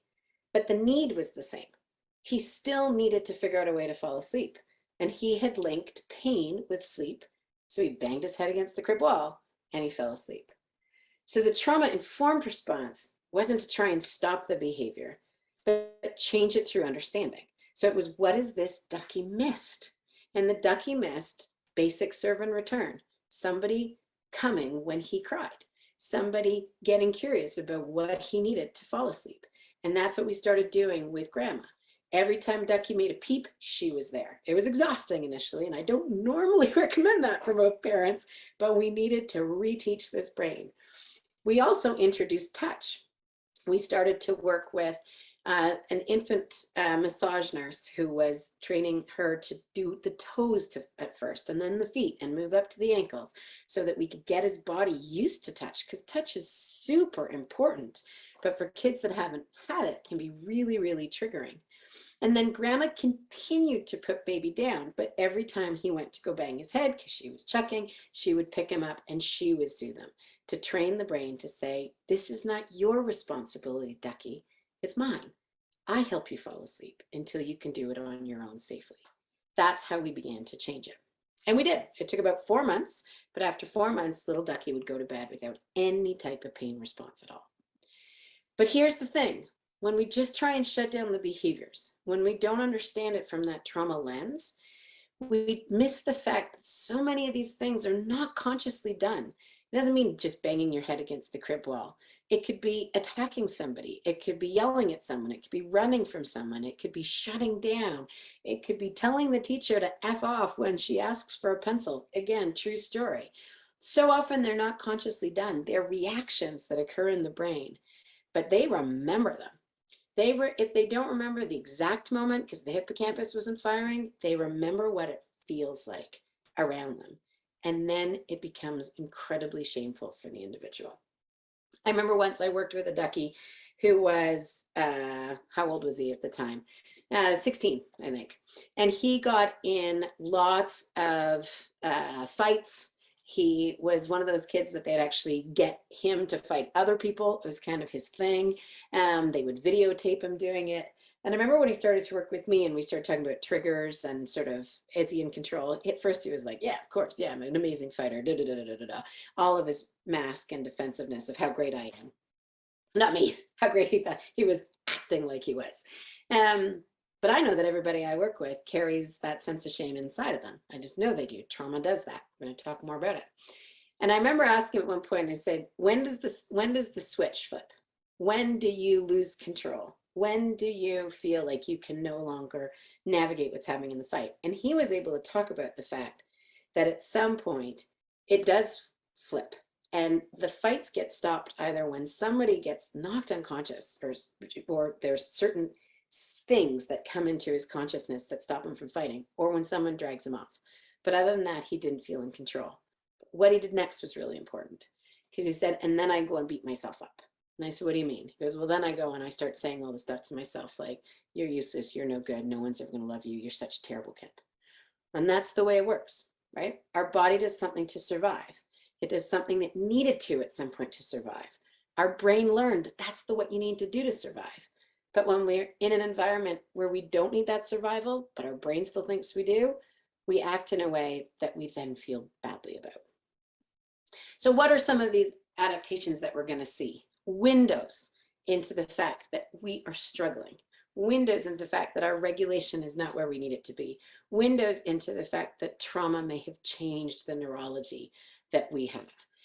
Lots of lying, right? Now, lying is a little bit tricky with FASD because we can see both shame-based lying, defensive lying, but also in FASD, we see something called confabulation, which is telling really interesting stories to fill in the blanks. And that is not a trauma-based behavior as far as I understand it. It is just part and parcel of the way the brain has been integrated. At defiance, we definitely see tough guy defense, risky behaviors. With older folks, we can see drug and alcohol use. It is a big external thing folks use to manage that arousal, right? To manage that arousal that's really reactive. In little duckies, and sometimes older duckies, we'll see increased clinginess. In all ages, we can see picking at skin, picking at clothing. We see regressive behaviors far more commonly in little kids. So 6-year-olds, for example, that have lost their toilet training, 4-year-olds that start to talk baby talk, 8-year-olds that start to talk baby talk. We can see loss of language. We can see stuttering start to develop. These are all things that we can see. High-pitched vocalizations. We can see lots of self-harm, right? From the kiddo that bangs its head against the wall, crib wall to the adolescent that might be cutting. Lots of running away, lots of hiding. We can see hypersexualization, hoarding, hypervigilance, anticipatory rejection, that I don't care, and shutting down. There are windows. They're also the behaviors that are most likely to trigger us. They are most likely to set off us in a way that's going to make us less effective in those moments, right? These are the behaviors that make us say, why are you doing this? Why are you acting that way? And as soon as we put that, why are you doing this? We're going after the top of the pyramid, and we don't. We want to get curious about the bottom. Other signs of stress or trauma: rigidity with touch, loss of previously obtained milestones or skills. We see increased behavior difficulties, increased crying or avoidance. With little duckies, we can see reenactment and play, and particularly with little duckies, lots and lots of somatic complaints. Those become inflammatory-based physical concerns as we get older. Legitimately more pain-based concerns, more chronic pain, more physical health difficulties. But I want to spend a little bit of time this morning talking about this, because that's what we've just talked about, is the neurology of trauma. It's big. The other thing that seems to be cross-cultural is this psychological piece of trauma, and that is shame. Shame seems to come with all trauma. Shame, in the way I understand it, develops when a bond is broken or betrayed, or an expectation that you had set for yourself or somebody else had set for you was somehow threatened, and you blame yourself for the fact that it was. Shame starts really, really, really, really young. It starts at 18 months of age. But here's the thing, we don't talk about it, right? There's no song in kindergarten about the verse when you're shameful and you know it, clap your hands. We just don't have that verse, but we really should, because of all the emotions that put pressure on the pyramid, it's this one. People actively try and engage in strategies to hide from what I refer to as their shame monster. And when we look at historical trauma transmission, and when we start to look at some of the impact beyond the biology and the neurology and the social impact of marginalization and oppression, we can see that we've created almost endemic shame, right? And so how do we begin to heal trauma without recognizing the role that shame plays?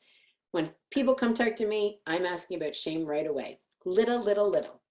And here's the cool thing. Little kids get this, right?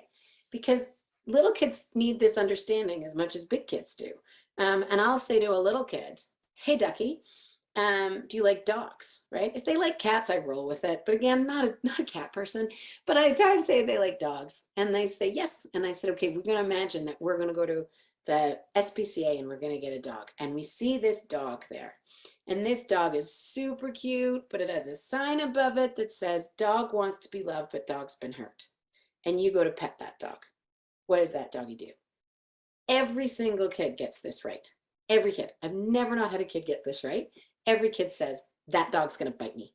Yes, that's exactly right. And I say, yep, it's going to bite, it's going to bark, it's going to growl, right? That's exactly what you do, isn't it? You do something like that. When you're scared or overwhelmed, you throw, whatever, you throw things, you hit somebody, right? But whose job is it now to make the dog feel better, right? And every single kid, I've done this with 3.5-year-olds, 4-year-olds, they say mine, right? I could bring the doggy treats. I could bring the doggy a bed. I could come to the doggy slowly. I could play with it, right? All these strategies to teach the dog that it can be safe so the dog doesn't bite. The way we can then introduce shame to that is to be able to say, yeah, but how do you think the doggy feels after it bites? Have you ever seen what happens after a doggy is barked or the doggy thought they had done something wrong even though they were scared? And they do. Doggies put their tails between their legs, they put their ears down, they feel this thing that we in human world call shame. Shame is everywhere when trauma happens. 18 months of age it starts. Kiddo walks by, accidentally drops, let's say dad's coffee, right? Dad's having a long day, needed that coffee. Dad goes, oh, come on, are you kidding me? And the kiddo drops their head and starts to cry. Now, in that moment, is that a time where a kiddo needs a lecture about dropping a coffee? Probably not. So we pick that baby up and we say that little guy up and we say, it's okay, yeah, it's okay, okay. How about you help daddy clean the coffee, right? Maybe even help daddy pour a new cup of coffee, depending on the age, something to make it right? Let's move through and fix this. It's lovely. The kiddo toddles off and all is good. But let's say daddy's struggling. Let's say daddy's pyramid is really heavy. Let's say daddy has had a lot of his own trauma and his own stuff. And when that coffee gets knocked down, he says, oh, come on, exact same reaction. But he can't shift from that reaction. He's trapped in it. The amygdala is taken over. His pyramid is crumbled. And he just continues to yell at that kiddo, right? I needed that coffee every time. You ruin things for me. And the kiddo walks off. The kiddo is too little to be able to say, daddy is struggling. Instead, the kiddo goes, I am bad. And that happens over and over and over again.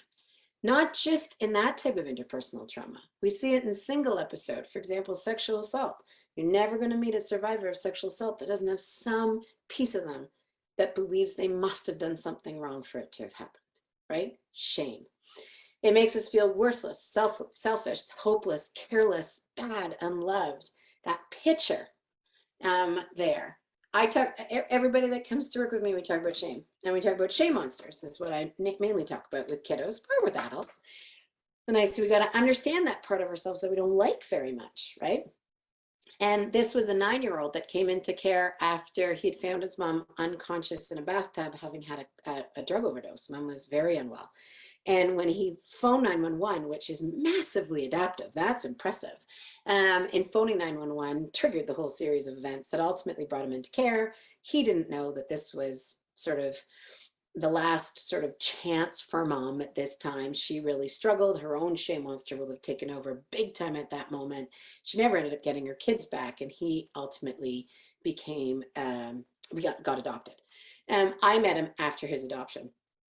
And he was doing all sorts of stuff. He was 9, and he was flipping desks at school, and he was telling off teachers, and he was just really struggling. And I said to him, hey, Ducky, can you draw your shame monster? After we'd sort of talked about what it was, and he had the basic psychoeducation, and he drew this. And I said, what is this? Tell me about your picture. And remember, he's 9, and he said, the stuff on the bottom, the screw, and that blood is all of the people I've hurt in my past. And the top and that blood is all the people I'll hurt in my future. Now, he could sound like a little budding sociopath. To be honest, if I had a nickel for every time someone asked me if a kiddo was a sociopath, I'd have a lot of nickels, because he doesn't look very good in that moment, does he? But trauma takes away that sense that we are empowered to change. So he felt trapped. He felt like he was just this bad kid that was going to keep doing bad things. And it wasn't his job yet to change it. We needed to work around the village to help him understand that we could help him until he could. But until we did that, he carried a lot of this. So how does shame become relevant when we start thinking about trauma? It goes after that window, right? It puts a huge amount of pressure on it. And so you got to understand, shame is going to show up wherever you are, in your house, in your setting, in yourself. Shame is that thing where, particularly like in kindergarten settings, where I see this a lot, where a kid will have this really amazing day with the kindergarten teacher, and the next day just push that teacher away, right? Just do everything dysregulated and difficult. It's almost like they have this voice inside their head that gets the reward on Monday and Tuesday and Wednesday and Thursday, and they're rocking it, and everybody's saying, you're amazing, look at you, you get the gold star tomorrow, you get the car, right? I don't think we give away cars, but let's imagine. And on Thursday night, that shame monster pops up and says, you can't do this. You're that bad kid, remember? They're gonna realize how bad you are. And they come to school the next day, or they come to the setting next day, and they do something to push you away. They set the drapes on fire, they kick you in the shins, they shun you, they reject you, they make your life difficult. We see it in smaller ways when we have a caregiver come into our settings that sits down and is reactive with us and pushes us and challenges us. And we have to get curious about what they're carrying and what impact that's having. And so we know that the more people feel this shame, the more they're going to dislike themselves.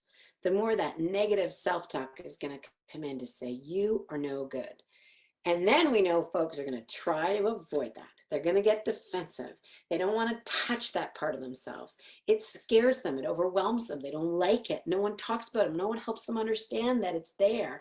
And we use strategies sometimes that support the shame monster, that tell them that the shame monsters, yeah, you kind of are a bad kid. Because when we put up strategies that say you have to tick these 3 boxes or something bad's going to happen, and we don't make all the boxes because we're struggling, and so we don't earn the reward or we get consequenced, then our shame monster just goes, see, I told you so. And so sometimes our systems inadvertently validate that shame monster when we should be doing everything we can to understand it, honor it, and ultimately get rid of it. Because when it's there, it limits good coping, and that further narrows that window of tolerance. It also directly relates to poor self-care in ourselves, in the folks that we support, in the adolescents we might be helping. When we think about prevention and how important self-care is in prevention for so many things, good coping for so many things, we have to be talking about shame, because that's going to be the main thing that's going to get in the way of folks engaging in it. Their stress management, highly related to their shame monsters. Their sense of efficacy, can I be better, is highly related to the shame they've experienced. And their shame is related to their trauma, in them, in us. And so when we start to think about addressing it, it's about validation, compassion, inclusion, empowerment, and shifting the lens. So let's get curious then, because I started to sort of bring this up. We're talking about sort of kids, but what about the big kid? What about when parent is traumatized? Here's the thing, the difficulties in regulation we might see in that kiddo, the reactivity, the shutting down, the hypervigilance, the hyperdefensiveness, the rejection sensitivity, the big shame monsters, all remain common in adults without trauma-focused treatment or understanding, right? And trauma-focused treatment doesn't mean you sit in a room with me and process your trauma. Trauma-focused treatment means we're addressing the things that have been impacted by the trauma. It could be going out and doing a smudging ceremony where you at least release things. It can be meeting with someone from a spiritual advisor that understands what you need. It can be all sorts of things. It is trauma-focused when we are addressing what we've missed and what we need. Then we start to address the trauma. So many of our parents haven't had that, not because they didn't want it, but because their things got in the way of us being able to see it, and then our assumptions got in the way of what they were bringing to the table. And so these are the kiddos with the big A scores that get kicked out of school, that get suspended, that have low expectations, because we start to lower our expectations for folks that have experienced trauma, right? Folks that have experienced trauma because of the way trauma makes their brain struggle to regulate, score poorly on the big westernized intelligence tests that folks like me, well, I used to do a lot of them. I don't do them anymore, but use a lot, right? They score poorly. And so then they look like they're not very smart. And so then we lower their expectations, and then we just feed their shame monster, because you used to do 2 questions in math and now you only do 1 because you really can't handle anymore. As opposed to, hey, let's figure out how we can make you do this well by putting in supports so you can go from 2 questions to 3, right? And so they're these kiddos that have these patterns that get repeated and that don't get changed, and the system continues to sort of perpetuate those challenges for them, and then they become parents. And they become parents who are going to get more triggered by their children because their stress response system is poor. So that crying that every single newborn does, that triggers most people, is going to trigger that traumatized parent more. Their shame monsters are going to take over more often. They're going to feel like when we come in to give good advice, right? Good advice. If we haven't first understood where they're at, and then they fail in our advice, their shame monster says, don't go to meetings with Kristen anymore because she's going to be really disappointed in you, right? And so everything remains common. Their limited ability to manage stress results in challenges protecting their children or helping their own children recover from trauma. Not because they're bad parents. People do well if they can, because their stuff is getting in the way of being able to meet the needs of their child. Highly triggered by their kids. I'm triggered by my kids, right? But I know I'm triggered by my kids. I know the things my kids do that set me off, and I have strategies to navigate that, right? But once we're triggered, it's on. And if we don't understand that's what's happening, then we engage in the reaction, and then we feel badly about ourselves because we've caused harm, and then the cycle just continues. We also know physical health concerns are way more common because the ACE scores are higher. And going back to that beginning, ACE scores lead to poor physical health, boom, more physical health concerns.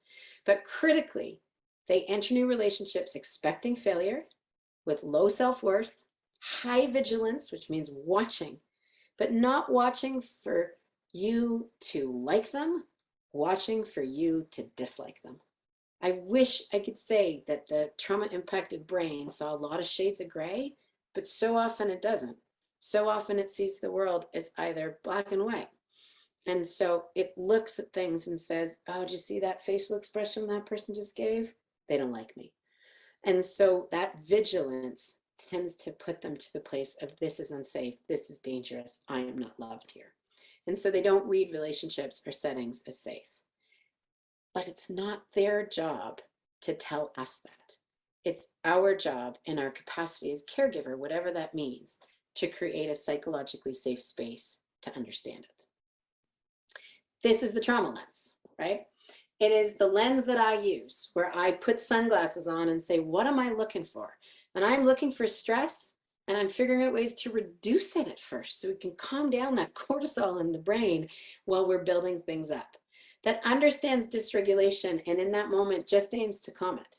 Doesn't aim to change it, doesn't aim to stop it necessarily as like, this is not okay, but just say, let's calm, let's figure it out, let's co-regulate together. Critically, that honors the person, that sees resilience and not damage. That's on us. That's on shifting our assumptions around what's coming in the room. That's on not ever stopping to be curious about the behavior that's in front of us. Because critically, we have to remember that trauma is illogical, right? It would be lovely if people could come into this space, regardless of age, and say, I'm feeling really unsafe right now, and the likelihood of me treating you badly is really high, but I actually really would love this relationship, right? That's not what happens. Think of the cat in the cage. It attacked the hand that fed them, right? Think about the kiddo that gets the 4 stars on the reward chart, and then all of a sudden it's day 5 and they set the school on fire. That's not logical. But when we understand trauma and shame and those patterns, it makes sense.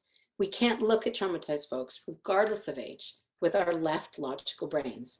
We got to look at them with our right, the part of the brain that feels and can sit with things and understands.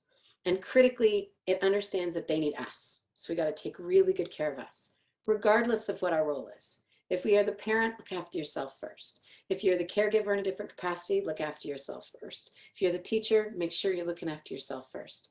If you're the support person, look after yourself first, because you need to look after yourself in order to respond to that. So people might be saying, this is not rocket science, and it's not. So the question is, what's getting in the way? This. We ask this all the time. We have a society that constantly asks what's wrong with people, right? What's wrong? Well, I'm going to walk through a story, hopefully, if my throat allows. I want you to imagine that I'm walking in a mall with my, let's say, 3-year-old. She's no longer 3. My youngest is soon to be 10. But let's say when she was 3, I'm walking through the mall, and I turn around and my brain says, Kristen, where's your kid? She's gone. I have lost her.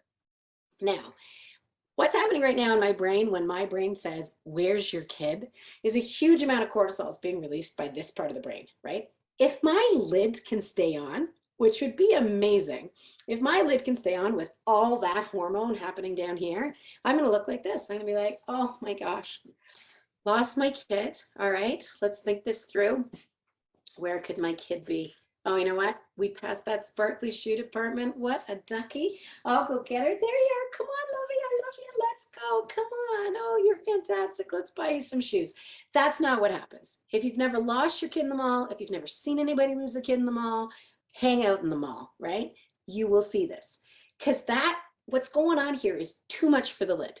That assessment of danger, like, oh my gosh, I've lost my kid, flips your lid. And in flipping your lid, you're like, where's my kid? Where's my kid? Where's my kid? And then you see your kid in the sparkly shoe department. And what do? Right? Do you do this? Oh my gosh, I love you. The most important thing in my life. Ooh, I'm sorry I lost you. I'm sorry. I love you. I love you. Let's go shopping. You don't, right? Because your brain can't shift like that. Your lid is flipped. You're just in reaction mode. You've got tons of hormones filling your brain and you see your kid. And overwhelmingly, people do this. Don't you ever leave me again. And you attack your child. Now think about how I look in that moment. Kind of like these two, right? Well, let's think about what kind of assumptions people would be making if they're watching. Because if they're watching and they're using the what's wrong lens, what are they saying about me? Not a very good parent, right? Wow, not a good parent at all, especially if I spanked my kid.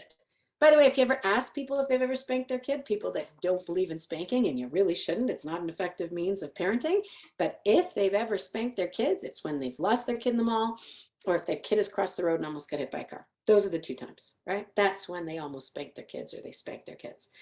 We make assumption about parenting, we're going, what's wrong? And that's a mistake. What if, because I am a good parent, right? In that moment, I wasn't showing off my good stuff. because my pyramid had crumbled. My lid was flipped. But here's the other mistake we make. What emotion am I feeling? Right? Everybody's going to say anger. Absolutely everybody that just looks at the snapshot says that person is mad. I'm not. Put yourself in my shoes. When I attack my child in that moment, what emotion has been driving this? We know the answer to this. It's fear, right? Fear so overwhelmed my brain that my lid flipped. And when I saw my kid, I attacked her, but not because I was mad and not because I was a bad parent, but because I couldn't do anything else in that moment. My brain took over in a way that I lost control and I attacked the person I loved.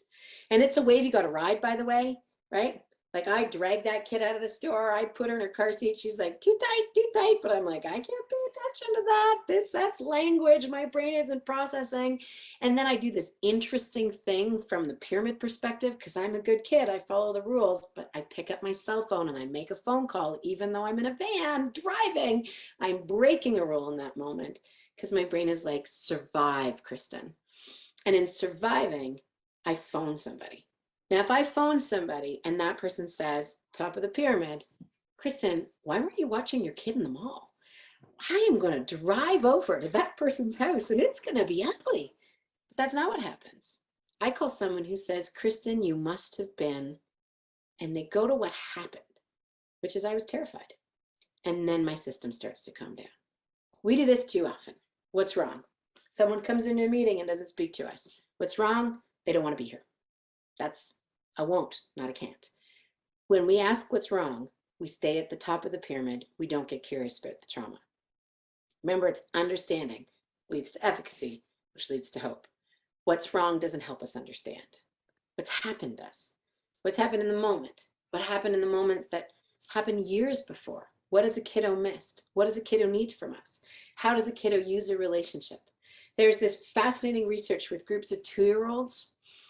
Two groups of 2-year-olds, one group of kiddos good enough raised, right? The other group of 2-year-olds that had come into care because of neglect, right? What they looked at was to see what they did, both of those groups, in the face of somebody else's distress. So they had an adult get distressed, saw what the kids did. And they looked at biologically as well as behaviorally. Biologically, both groups had the same thing. Both groups got distressed in the face of someone else's distress. We all do, right? I burst into tears right now, you're going to get a little uncomfortable. Chances are you're not going to get aggressive, and it wouldn't matter anyways because I'm virtually really far away from you. But chances are you'll navigate that distress, but your brain will feel it, right? And in both cases of these kiddos, they felt it. Their cortisol levels went up. In the group that was good enough raised, they looked like really good kids. They went over, they expressed concern. It's like, oh my gosh, you empathic little wonderful angels. But 100% at some point did something really important. 100% of those duckies at some point went, oh, this feeling is really kind of gross. I don't know what it is. Doesn't know it's distress, doesn't know it's stress, doesn't know, but I know what to do with it. And 100% of those kiddos that were just good enough raised, we don't have to be perfect to raise great kids, looked up. That's what they did. The universal sign of, hi, taller person, this feeling I'm having again, and you know how to deal with it because I'm only 2. That is something they'd learned in their first 2 years of life. The duckies over here that had experienced neglect, they too experienced stress. Their little cortisol levels went up. 90% of those kids became physically aggressive. 90%. 10% of them laughed.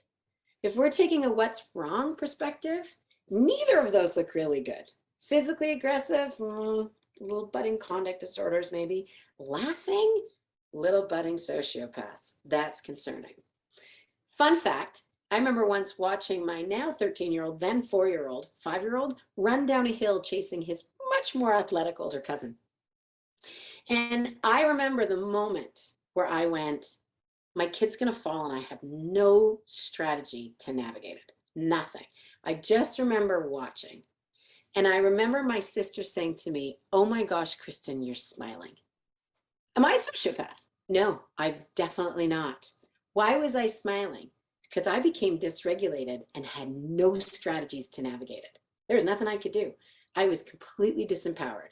And in that disempowered moment, I became dysregulated and I smiled. I didn't attack, I smiled. That's what the kiddos did. 10% of them, 10% of them smiled or laughed. 0% of them, zero, looked up. That's what's happened, right? What's wrong?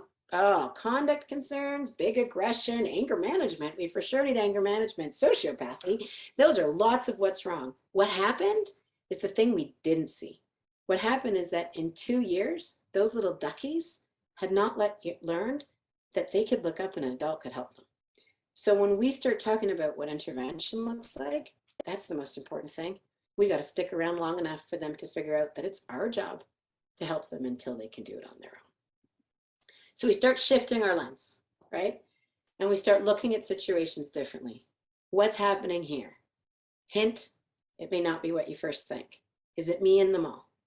And so when we see behavior we don't like, when we see behavior we get triggered by, we have to get curious about what's happening, and then we can make change. When we ask what happened, we start working from the bottom of the pyramid, which is always where to start. And with trauma, and in particular with FASD, it takes a village. We know this principle of what's called differential impact, right? The kids that need the most love need the most of it. And the kids that need the most love are the kids that are pushing us away and challenging us and asking for love in really tricky ways. And they need lots of us to be curious and understand, right? When we have FASD and we're going to have kids that even with those supports may continue to be impulsive, to misjudge, to fail to learn from consequences, to be mean at times, not because they want to be mean, but because they're reactive in their emotional system. We need the village to understand and keep our curious hats on. So I am going to suggest, it's about 10:02, that we stop here and just see if there's any questions. If not, we'll scoot away for lunch a little early. Before we get started, anybody have any thing that pops up over lunch that they wanted to ask before I get started? We're good? All right, I am going to, here, I'll pin myself first. Share my screen again. All right, and we'll get this started. Okay, so we're gonna, the way this afternoon is gonna work is, in my experience, I was mentioning this to Anna when she phoned, is that folks would much rather sort of plow through an afternoon rather than take a break and then come back. So what I'm gonna do is talk for maybe about 75 minutes. And then there'll be some time for questions, though again, feel free to interrupt at any point if you want to. And then we will all wrapped up by 2:30 your time. Again, I will mention, I hope it doesn't get too loud, but my crew will start wandering home about 15 minutes before we end. And I do have that one that hopefully will stay upstairs. The one that seems to be able to open the door is the dog that's already come down again. The joy of working from home. So hopefully the dog doesn't interrupt us too much over the next 75 minutes. Okay, go find your bed, bud. All right, this is the joy of COVID, eh? You get to see people in their absolute realness. There's no professional mask when you're working in your basement and your dog doesn't understand things and your child is going to come home and interrupt. But anyways, alas. So we're going to spend the afternoon sort of looking at a little bit about how we begin to use this lens to support folks. And generally speaking, I use the same approaches regardless of age or regardless of role in terms of these initial approaches. And it's really about how we're creating psychological safety and being curious in order to get to a place where we're empowering. That's sort of the goal. Formally, we sort of talk about trauma-informed principles as having a couple of key pieces. One is that awareness and therefore the recognition that behaviors or concerns may be trauma-based. And as I said before, sharing that understanding and helping others understand it in themselves, regardless of age. The other really key piece is safety, and not physical safety so much, but actually psychological safety. A really good example of this once was a kiddo that I worked with who they had created a room at his school. He was pretty young. He was 7 or 8 when I first started working with him. They had a room at his school where he would sort of go when he had big emotional outbursts. It wasn't necessarily the best room. There was some, it was really, this was a while ago. We've come a long way from this, but it was sort of a room where he could be contained, but not necessarily calmed. And I remember once, but physically very safe. And I remember once asking him about he came in, told me about his room, and I asked him to draw it for me. And he drew this picture of him in his room. And then he had all these little people running, and then he took an orange crayon and he colored all sorts of stuff around the building. And I said, Ducky, can you tell me what's going on? He said, I'm in my room and the building caught fire and everybody left and they forgot me. Right. And so that was that really wonderful moment of going, there is a difference between what is psychologically safe and what is physically safe. And really in Traumainformed, we're trying to get really curious about how to create psychological safety. Again, my motto is we do it through understanding and curiosity, and then recognizing our own assumptions and biases that we're bringing to the table. When we do that, we build trust, we can encourage choice. Trauma-informed practice is about working together. It's about sort of reduction of the hierarchy and everyone, where the expertise is, but recognizing that we all have something to offer and coming together to the table to collaborate. Through that and through strength-based approaches, we look at empowerment. And this is where we start to see, there's lots of places where we see trauma-informed approaches, and sort of the approaches we use for FASD really overlap, and they should overlap since, as I mentioned, there's so many ACEs often in families where FASD is a concern. But we also look so much for that strength-based approach, and we'll talk a little bit more about that this afternoon. And then finally, and certainly not last, is cultural humility, just being able to respect diversity within programs and providing individuals opportunity to express culture, and also respecting it from a place of recognizing that we can't be everything to everybody. And so whatever your role is, getting curious about who else could be brought in in order to create safety for that person. But as much as I do a lot of, sort of thinking from a trauma-informed perspective, for me, it sort of boils down to just a couple of things, and that's pyramids, and as I'll show you this afternoon, volcanoes and icebergs. So I want to just review this again really quickly in terms of how I use this going forward. So I use the pyramid as a way to help folks understand that window of tolerance and the pressures that might be put on it, but also about how we begin to intervene. And I use this with really young kids. So I had a 6-year-old the other day come in, we drew out his pyramid, talked about whether or not that the friend being mean to him was like a 2-arrow pressure and how much weight that might put in his backpack. So we can use it that way. We can also use it from a strength-based in terms of how do we sort of lighten the load for the bottom by finding strengths on the top. But really sort of looking at it to say, okay, where are you at in each of these categories, and where might you be struggling in these categories, and then how do we support you? So it is sort of a model where we're looking at that strengths or support. So strength particularly on the top, but also looking supports that we can put in at all levels on the bottom. So emotional supports, emotional coping supports, safe relationship supports. They are going to take pressure off and make our pyramids feel lighter. The lighter our pyramids feel, the less pressure on our window of the tolerance, the longer we last. On the other side, though, are the stresses and the challenge that start to put pressure. And those put pressure primarily on the bottom. Stresses can come from all the categories. So we can be really hard on ourselves around the good kid stuff. That's a pressure. Or we might just have like a big deadline that's putting pressure on us. And so we feel that. And there might be stuff with friends that is putting pressure on us. There might be a big learning that we have to do that's putting pressure on us. Emotions that's putting pressure. And then we get curious about what's going on in the bottom in terms of how we hold this all up. And it's really important to remember that a lot of the pressures actually in trauma are on the bottom. So when we start thinking about intervention, we really are looking at primarily those first 2 levels. How do we support safe relationships, and how do we help somebody in recognizing and regulating that arousal that they have? So in order to start to sort of teach this, support this, talk about this, and share understanding and build understanding, I talk about the pyramid, but I also start to talk to folks about how they are regulating themselves before we talk about regulating in somebody else. So one of the key challenges in trauma-informed work is knowing where you're at. Knowing where you're at in terms of assumptions, knowing where you're at in terms of your readiness and your understanding, knowing where you're at in terms of your own triggers, knowing where you're at in terms of your own stress. So if folks leave here today, I often say when folks leave a training of mine, one of the things I want them to think about is the person in their life, regardless of age. It could be a little person you're working with, it could be the parent of a little person, it could be someone in your family, someone that you hope moves to Florida between now and Monday. Like, who is not sticking around very long, and that would make your life feel easier. And that's the challenge for you. The challenge is to say, get curious about that person.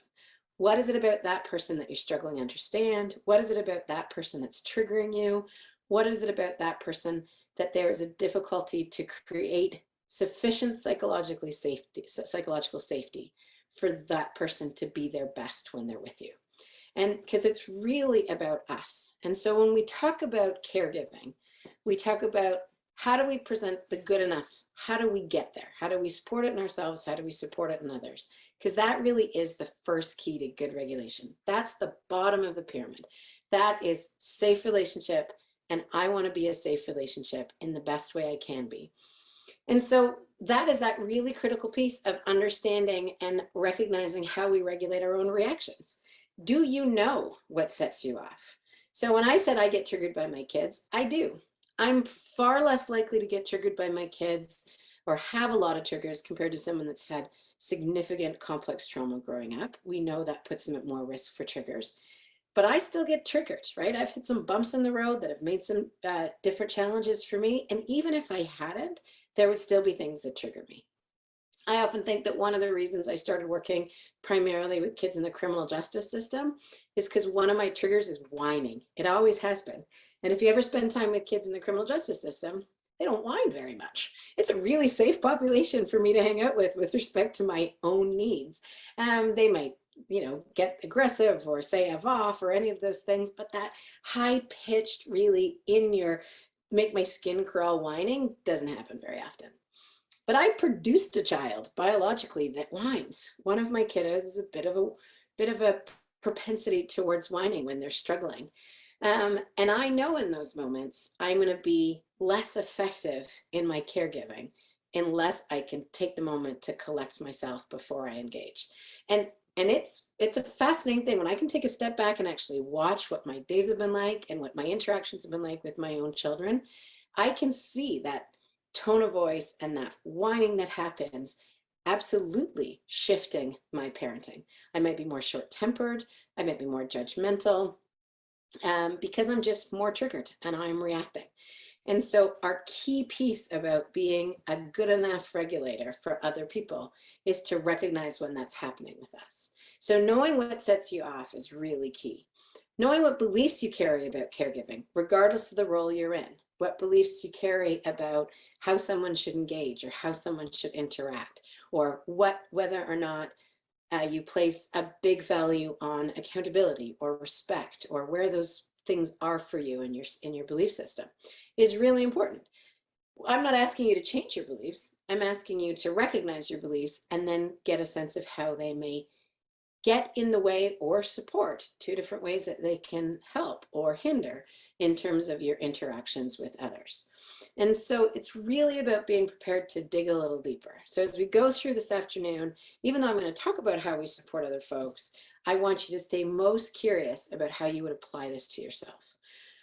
As you get really good at applying it to yourself, you get really good at recognizing it in other folks, even really, really, really, really little duckies. I also want you to think about in terms of regulation about body language, because I said we set the stage for psychological safety. And as I mentioned this morning, so much of trauma is that watching for danger.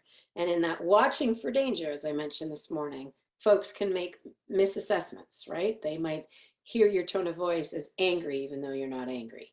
And so starting to pay careful attention to our body language, to our tone of voice, to whether or not we're expecting eye contact, making eye contact, how that feels even culturally for somebody else, and paying attention to that almost through watching the reactions in others. That's often how we learn that, is a key part to helping and managing our own regulation. We're going to talk at the end about our own self-care because it's critical important. Whatever role you're in, looking after yourself is key. And this is going to include really good sleep habits. But what we're going to focus on this afternoon is this strong focus on attunement. Because if we can get good at attunement, which is tuning in to where the other person is at and what the other person may need in that moment, we can get really, really good at creating psychological safety. So when I said I come down to most of the time, it's pyramids and volcanoes and icebergs, it is. If I meet with somebody for the first time, I might be going through sort of the pyramid to get that assessment of how things are going and where they feel things are at, but also to help to validate and normalize some of the things that folks might be experiencing. Everybody has a moment, for sure, where they've in some way or the other yelled at their husband for nachos, right? It's out there. We all have them. Some of us have way more of them than we'd like to. But being able to recognize that we can understand why they happen is the first step in that recovery towards being able to react in a different way and ultimately respond effectively. But the other thing that I'm talking a lot about when folks come to see me is the volcano and the iceberg. So the first picture of the volcano, for me, all behavior is lava. And so if I have somebody come, whether they're older and they're shutting down, and I might put shutting down in their lava, or putting self-harm behavior in the lava, or hitting, or swearing, or spitting, it's all lava. So I can have a kiddo come in, big or little, and I'll say, I heard some stuff about you. And instantly you feel the shame monster pop up. And I'll say, I heard that you were swearing. And I'll write swearing in the lava and say, that's just lava, kiddo. Do you like your lava? No, most people don't, right? This is the stuff that people feel shame about. This is the stuff that people feel badly about, that they feel disempowered by. But that first step is understanding, and we say that's lava. What's happened to create the lava has already happened once I'm seeing the lava. And what we need to get curious about as caregivers, regardless of what our role is what's in the volcano. I remember once, I had a fellow come to see me who was seeing me, actually, I was seeing his two little kiddos, but it became pretty evident that there was something going on with dad, and came in to see me and said, can I just have a session? I want to talk about some of the stuff that I'm doing. And he came in and he started talking about some aggression that he was having in the household that wasn't great. Like on the surface, no one would go, that's fine. It's not great behavior. He had done anger management. He'd done all sorts of things to try and stop it, lots of counseling. And but no one had sort of talked to me about sort of this idea that there could be a volcano underneath that lava and what that might look like. Now, primarily working with kids, I just had that day crayons in my office. So I took out some crayons, I drew a volcano, I put all the stuff that he didn't like about himself in his lava. And I said, so you yell at your wife and you're sharp with your kids and you drink too much, and he did. And so that's lava. I want to know what's in the volcano. I said, next time you do one of these behaviors, hold on to your own self-judgment long enough to get curious about what was going on right before. What was happening for you in the moment, in the day leading up, what was going on? And he came in a week later and he unfolded this piece of paper and he handed it to me. And inside the volcano, he said two things: a look that his wife gives him that makes him feel that she hates him. Now remember, there's trauma, right? And he did have a fairly significant trauma history, that misreading the situation. Because I could guarantee I could bring the wife in and say, do you think you have a look that says that you dislike this person? And she would not know she had that look, or not even feel she had that look. And then the other thing was shame. It was, I'm a bad parent, I don't like myself, I'm a bad husband. And there was that piece of saying, this is where we need to hang. This is your darkness, and who can sit there with you in that darkness to understand that you're not alone in it. Because the iceberg reminds us that the behavior we see is just the tip, and everything else is underneath it. And that's where Traumainformed tells us to be, and other developmental concerns that can come when adversity impacts pregnancies. We want to get extra curious, because there's lots of behavior. There's lots of lava. And if we're constantly just trying to use strategies to stop the lava or address just the tip of the iceberg, then we're going to be always feeling like we're banging our head against the wall. And so when we start thinking about trying differently and not just always trying harder, it's about going underneath and saying, what can I get curious about now? So this is the way we use the iceberg. We say, okay, the top is what we see. And we could list a lot of things in terms of what we see. But then there's some really critical questions that we want to be asking. That one is that first one. What's happened? What was in the volcano before the lava exploded? What was going on? I had another kiddo in my office the other day who's doing a lot of stealing, right? And everybody's pretty worked up about it. And she didn't want to talk about it. She told me quite clearly she had no intention of talking about it. And I said, okay, I'm just going to put it in your lava because it's lava, right? I don't know why we're doing it. We'll get curious. And said some of the things that could have been happening. So I put down some possibilities of things that could happen. I said, maybe you're just super curious about or excited about whatever you saw, and there was a part of your brain that didn't slow down enough before you took it. Maybe you've watched a lot of other people steal, and it's just something that, you know, your brain has seen before and learned. And I happen to know enough about our history to know that that was probably highly likely. Maybe you're trying to push away the people that are currently caring for you, and this is a really effective way to do it because everybody's getting mad at you now. So saves you from having to get really close to somebody. And I think I put another couple on there, but for sake of the story, let's go with those three. And then I just handed them and I said, that's what's probably in your volcano. Scratch out the ones that you think aren't and circle the ones that are. And she ended up circling that she'd seen other people doing it and that she was pushing people away. And then we could start saying, okay, what are we going to do next to try and manage this? And we talked about it and we strategized around it. We problem solved around it. Remember, she came in saying, I'm not going to talk about this. But she came in because she was so sure this bad behavior was something that made her less worthy. But when we go to the volcano, we move past that. With little duckies, we are talking to them less and using our curiosity more by watching, right? When we start asking that what happens, what's the stress, we are getting curious and we are asking others and we are checking in with caregivers and we are watching for patterns, right? We are putting the same detective stuff on with kiddos that can't necessarily tell us. If there's no automatic trigger, and I hear that all the time, right? This kiddo goes from 0 to 100 and nothing happened. Then we go, okay, so nothing happened that exact moment. What could have happened the whole day? Because I yelled at my husband for nachos. If I'd had a great day, I wouldn't have done that, right? So the trigger itself isn't the nachos. I, most of the time, can navigate that sound and manage that behavior. But it was because my day had worn me down so much I couldn't. So when we see that 0 to 100, no trigger, nothing, doesn't make any sense, we get curious about all the things that are going on before. Example of this, working in a childcare setting, and really, really great team of folks. Kiddo that was getting quite aggressive after lunch, after their little lunch break when they went outside. And the childcare providers and the early childhood educators in the space did a wonderful job sort of tracking things. They tracked time of day, they tracked where things were, they tracked what was happening before, an hour before, 2 hours before.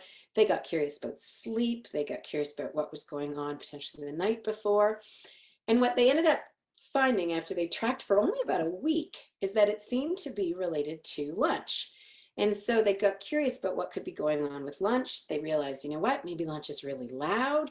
Remember, 0 to 5-year-olds, it's a lot of that sensory stuff that's probably dictating a lot of the behavior. And we know that's the case in FASD. We know that sensory systems can get impacted in FASD, and they almost always do in trauma as well. And so they made sensory changes to the lunchroom. They put tennis balls on the seats. They got rid of these, they changed out the placemats so that they were quieter. The kiddo came in a little bit later, so the little hubbub when they were first all sitting down. And then the kiddo was actually taken out a couple minutes early to sort of calm down before he went outside. And his incidence of aggression outside dropped dramatically. Nothing was actually going on outside, but their curiosity allowed them to figure out what the stress and what was happening before in order to change the behavior. The other question that we're asking a lot of are, what are the strengths? How can I bring in strengths with this ducky, regardless of age, the little ducky or the parent that is supporting, in order to help them feel more successful, because strengths take the pressure off that bottom of the pyramid. And then if I don't know the answer to those questions, I have to say, well, what do they need? And the critical piece is that they need someone to stick around long enough to be able to answer those other questions. So what do folks need? All folks, regardless of age, need curiosity. That's my #1 tool. If someone said to me, Kristen, what's the tool you bring to most places? I'm like, curiosity. That's it. Curiosity helps me understand. Curiosity helps me keep my assumptions and biases out of the way. Curiosity helps me move away from what's wrong. Curiosity has me not taking behavior personally, which is really important. Curiosity, by the way, is also the way I judge my own burnout. So if I am no longer being curious and I find myself making assumptions, I know I'm tired. I know I need a break. When I lose my ability to be curious with folks, I need to recharge my own batteries. And so folks need that. Again, regardless of age, regardless of what position they're in, they need a curiosity about what they're experiencing, what they've experienced, and what they need. They need, regardless of age, for you to get them to know them as individuals. And whatever that reaction is, to first validate and normalize it, right? I talk to 3-year-olds about the doggy that bites. I do that for a reason, and that is to normalize their reactions, because kiddos from a very young age can start to internalize that own sense of I must be doing something wrong, and we don't want them to. We also, regardless of age, needs expectations for success, for growth, for better health, even when times are tough, right? As I've mentioned, we tend to reduce expectations on folks that have experienced trauma, and we want to maintain those expectations with good curiosity about barriers that are getting in the way for us to address in order to get there. As I mentioned, folks need us to challenge any assumptions we hold that get in the way of psychological safety. Now, when I work with ECE folks, I find they do an exceptionally good job at this with the kiddos to put their assumptions aside. We start to fall away a little bit when we talk about the caregivers of the kiddos, right? So part of that is because we become very connected to those 0 to 6 duckies. And then when we think that they might be struggling, that hurts us. And I think that makes us more likely to maybe judge parents. But it's really critical to remember that the person that probably needs you to let go of your assumptions and stay curious more than the little ducky is the person who's struggling to care for that ducky. We have an expression in trauma that lots of us use, which is if you have a day with a traumatized child, you spend it with someone that loves that kiddo. And it's not about someone who's perfect. It's not about someone who does all the right things. It's about a person that should be really important in that kiddo's life. Mom, dad, cousin, aunt, uncle, family, supports, and how do we support them? And again, in order to do that, we got to look after ourselves so we respond to them and not react to their lava. So this is attunement, and safe relationships need attunement regardless of age. Now, I'm going to challenge you to do something. It does not work on Zoom. Right now, what I would normally do is have you try a little exercise to see what it feels like to do something called still face. So there's a video out there called the still face experiment, and where it watches Ed Tronick, this researcher, has a parent and a baby working together, and then the parent just stops providing any feedback to the baby, and the baby becomes highly distressed. And then the mom turns back around and the baby is fine, and they re-engage, and it's lovely. Normally, if I'm with human beings in a room, I would challenge you in this moment to do the exact same thing with the person sitting beside you. You can't, chances are there's no one sitting beside you right now. But if you want to feel like what it feels to sort of have attunement disappear, try a still face experiment with somebody. Sit down beside somebody, ideally not your intimate person in your life, but someone you know okay or well, and have a conversation, and then turn off. Do whatever you need to do to stop paying attention to them, and then see what they experience, and then do the same thing. We can find over and over and over again when I do this experiment, when I'm doing trainings, that when adults even lose that validation, that attunement, that connection, very quickly, you start to see their pyramids crumble. You start to see people start to get irritated, lose concentration, can't pay attention to what they were talking about, start to feel rejected, start to feel defeated, just when we turn off that attunement. So I challenge you to try it. Have someone talk to you, have someone stop paying attention to you, and try and keep talking and see how that feels. That's attunement, or that is when we lose attunement. Being connected is that attunement piece. So what is it? Well, attunement starts with observation and curiosity. What's happening in the moment or what's happened. Critically, it's not what's wrong with them. When we move to what's wrong and try and fix it right away, we are not attuning. I once have an example of this that was quite shocking. A little bit of an older ducky. I think she was 8 or 9 or 10, somewhere in there. It's been a while. But she asked me if I thought she did a good job on her project. Now, it's really important to know the little bit of the backstory, that this is a girl who had a lot of trauma. There were some suspected FASD-based concerns.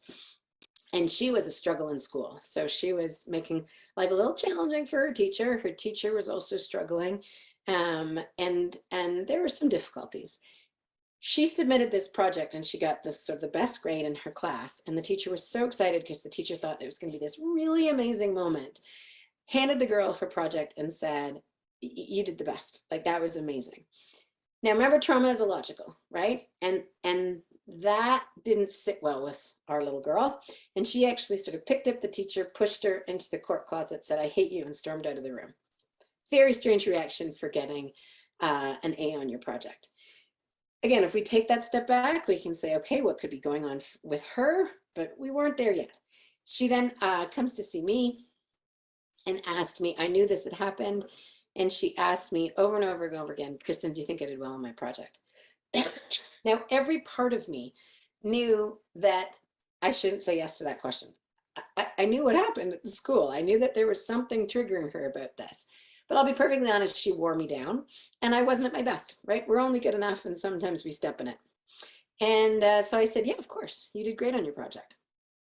And in that moment, she took a pen and she started carving really awful stuff or writing really awful stuff about herself on her arm. I got very distressed. Understandably, she was writing some pretty awful things over and over and again, really deep. Luckily, she had a flight response, and so she ultimately took off. I say luckily for me, because I needed time to collect. And then it was that piece about going, what is going on right now? What is happening? And that's that attunement piece, right? It's about recognizing that it's their experience, not mine. Because what was going on for her was that she probably didn't feel very good about her project, or maybe she was feeling insecure in some way. And all these people were putting praise on her, and no one had yet recognized that maybe she didn't feel that, or she was struggling with the praise. Found her in the bathroom, asked her that very question. Kiddo, I think you did well, but all that really matters right now is how you think you did.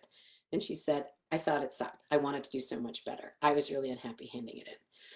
So in that moment, we can challenge, we could say, but you did really well.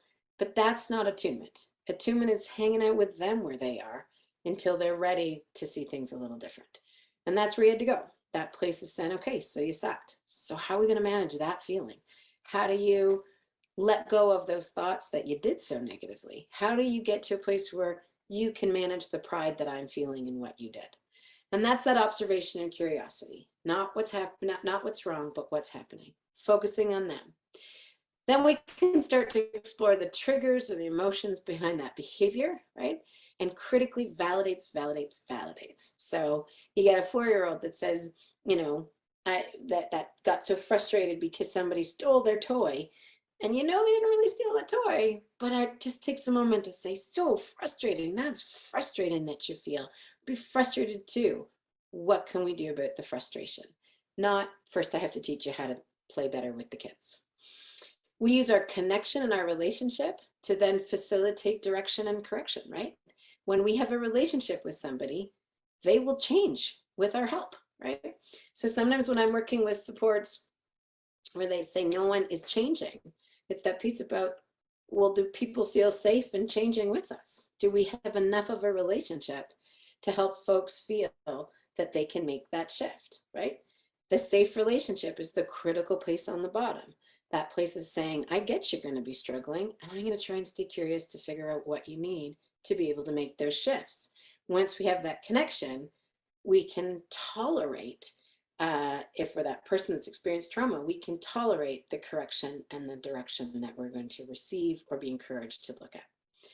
But critically, attunement also isn't always about language. A lot of the people probably listening to this today hang out with very littles, right? And we know that there's all sorts of ways to connect and attune to a kiddo that is not about language. It's about being in their space. It's about smiling when they're smiling. It's about play. It's about engagement. It's about reading to someone. It's about snuggling them when they need snuggling. So if you're spending time with the little ones, you're thinking about, how am I attuning to this person?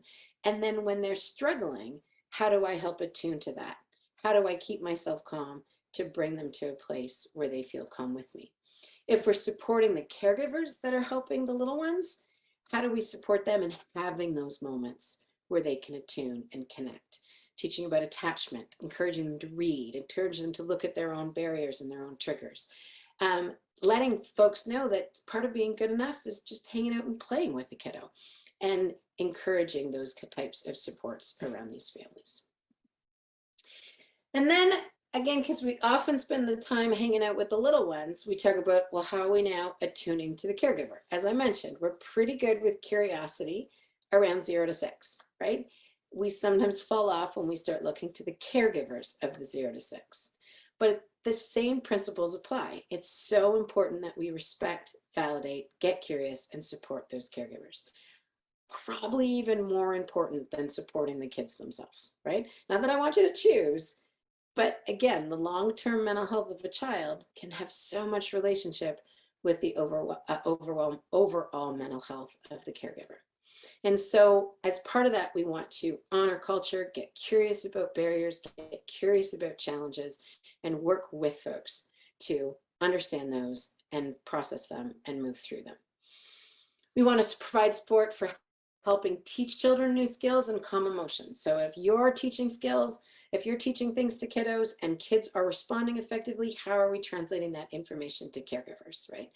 One of the things I love about 0 to 6 is I actually think centers that work with 0 to 6 do a much better job at this than when kids start heading into the regular school system.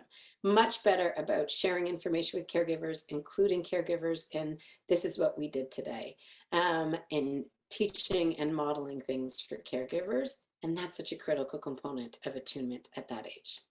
But critically, the big thing is treating the caregivers of the kiddos as the expert of the child, right? We are not, right? I am not.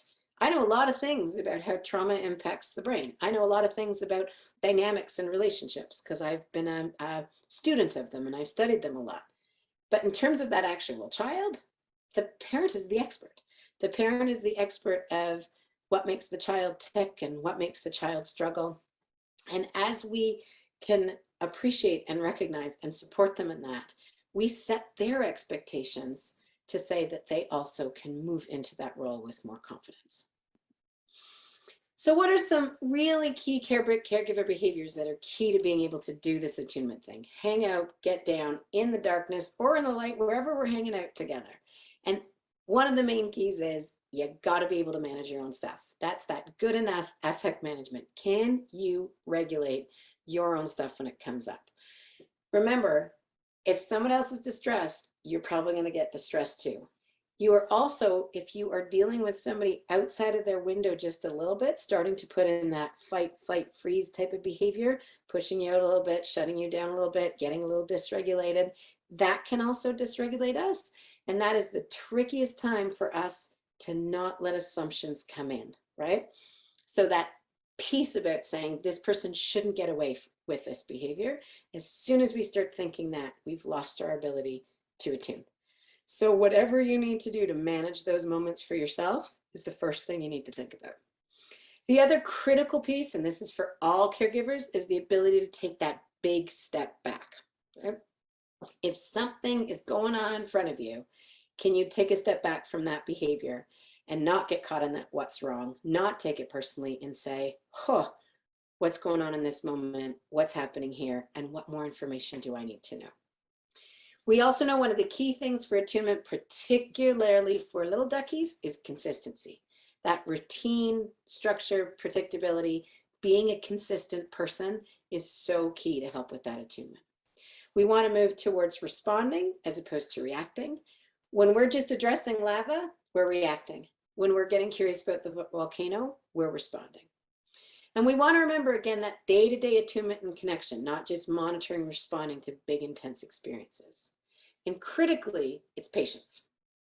I think if someone had told me how patient I would need to be with myself before I became a parent, that might have been some of the best advice I could have gotten, right?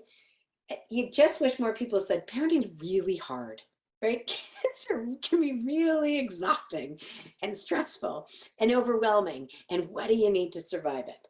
If you are working with teens that are soon to become potentially parents, that's the kind of stuff I want them to know. I want them to know this. I want them to know how to understand their own self and how they manage themselves. I want them to be able to take a step back from their own shame monsters and not take behavior personally. I want them to work on their skills to be able to respond and not react. But I also want them to understand that not reacting is gonna be hard and that it's gonna take time, and you have to have patience with yourself, not necessarily with them, but really with yourself. I say think socks on the baby. It's my favorite attunement story. This is a story about, it was actually a friend of mine that many, many moons ago, because he's quite old now, brought, her and her husband brought their brand new little baby to a welcome to the world party, right? So he was probably 8, 10 weeks old, somewhere in there. I don't remember exactly how old he is. But I remember what he did, because he came into the party, and to be honest, just cried the whole time. Like he was not, this was not a fun event for this little ducky. So he came in and he's crying, and you could just feel the parents trying everything, right? Because the kid's 10 weeks old. He has no skills. He can't do anything. So they're feeding him, they're bouncing him, they're putting him down. They're trying to swaddle him and get him to sleep. That wasn't working. So then they're trying to let him kick. They take him outside for a little bit. They're just doing everything. And sometimes we would help and come in and, but sometimes the village is like, you can have the baby back. And that happens a lot to our exhausted families, and we should probably do better. But that sometimes happens. It's a reality. And so we were handing the baby back, and baby just kept crying. And you could feel like the mom had nursed like 15 times in the hope that that would help. And nothing was working. And what you could feel was the stress of the caregivers, right? How many of you have had the experience of holding a baby that won't stop crying and starting to feel really bad about yourself, right? That feeling of, oh my gosh, I can't do this anymore. That's a natural thing that starts to happen.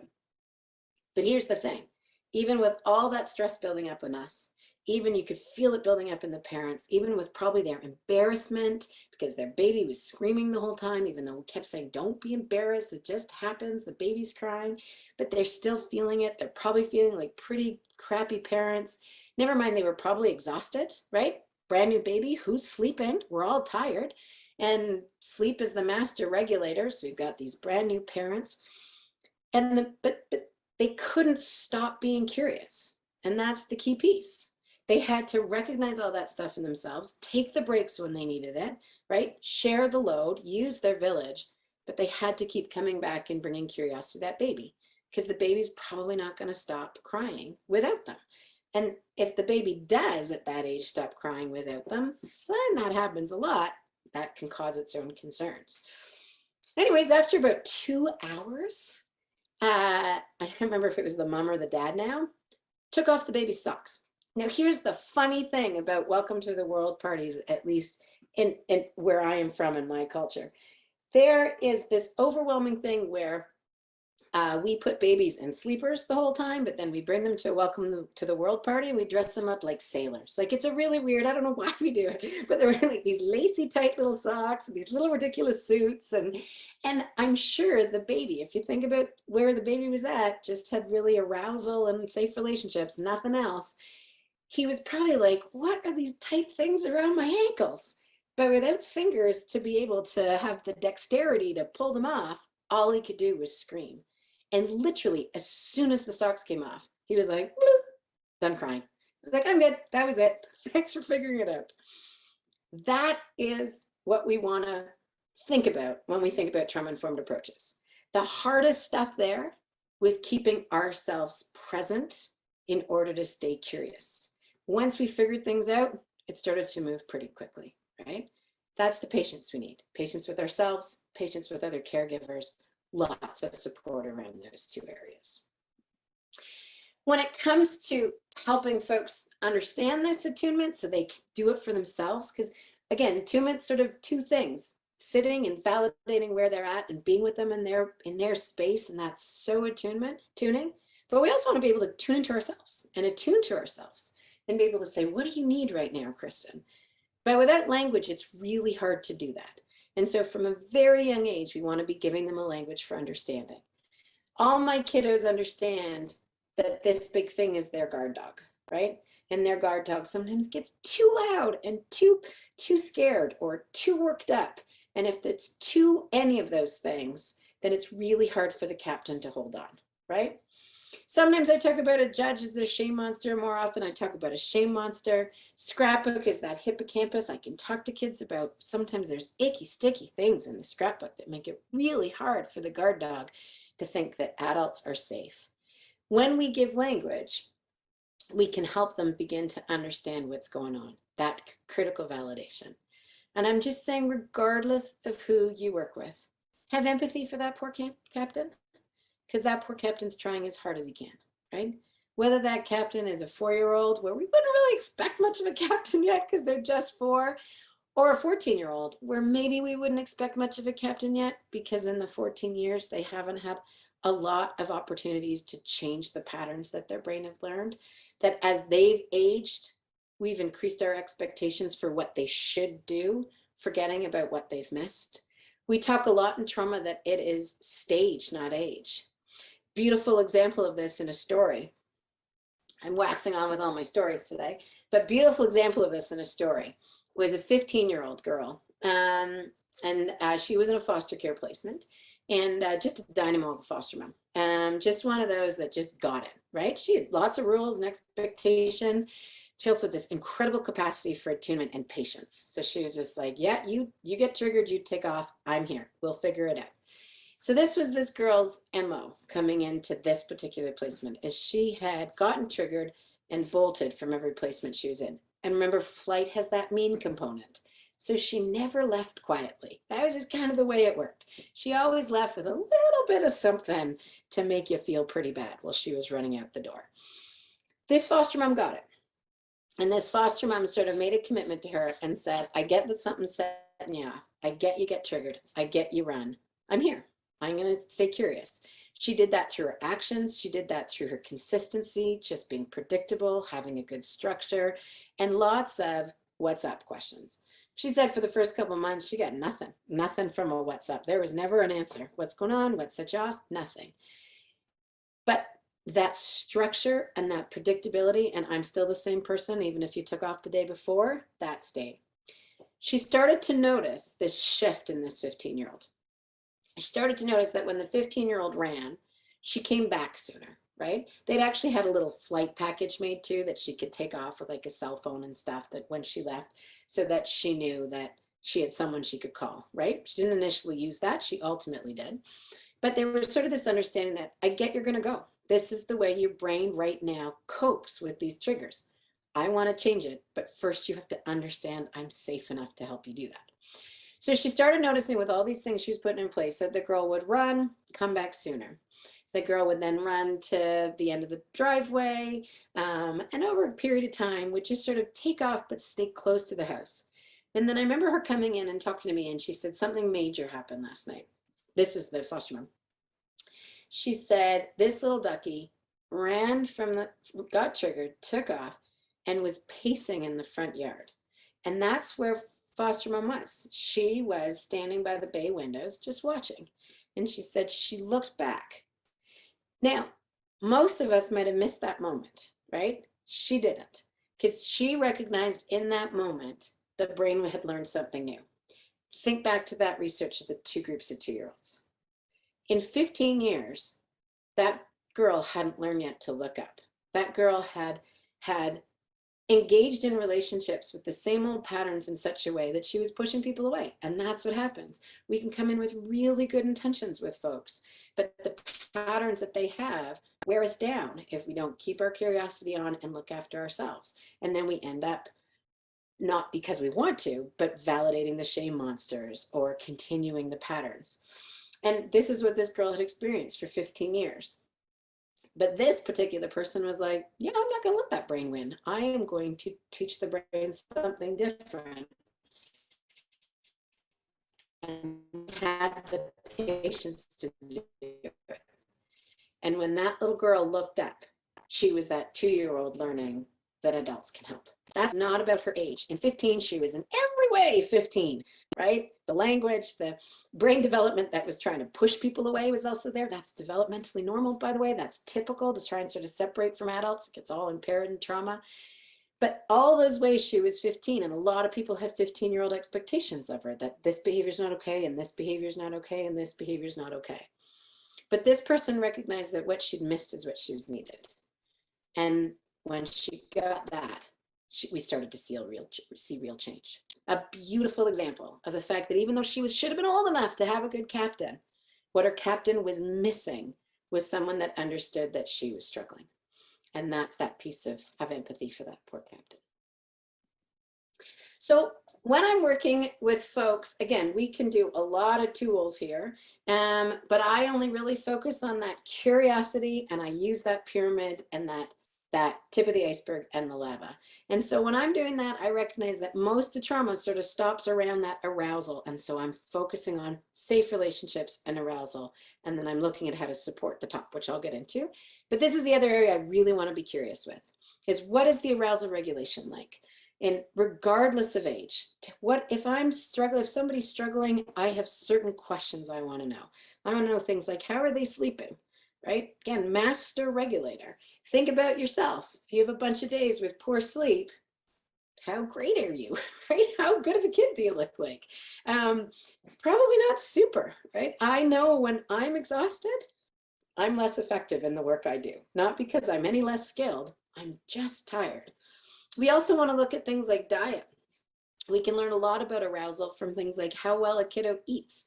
So one of the fascinating things about, say, kids that have had significant neglect, they'll come into care at like 2, 2.5, and they may eat until they vomit because they haven't yet had that sort of teaching or learning or modeling around how to eat until you're full, or they haven't had such access to food that they panic and they eat a lot.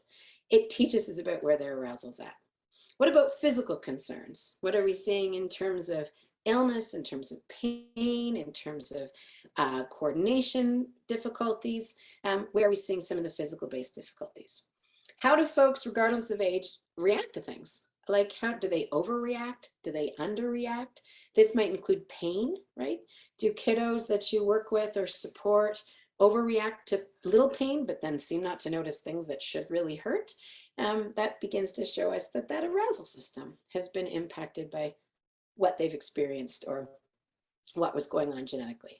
Sensory sensitivities, that's a huge one to look at. Again, that's why I add it to this model. I add it to the model because overwhelmingly trauma happens in the first 6 years of life. That's when we're growing this part of the brain, and that sensory system gets impaired. When we bring in FASD, we know we're looking for that.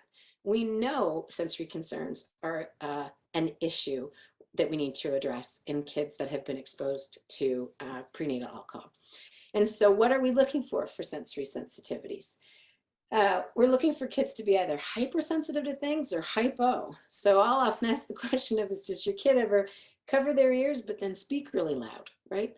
The kid that's the loudest talker but then complains that everybody else is too loud. It's like, but you're the loudest kid here.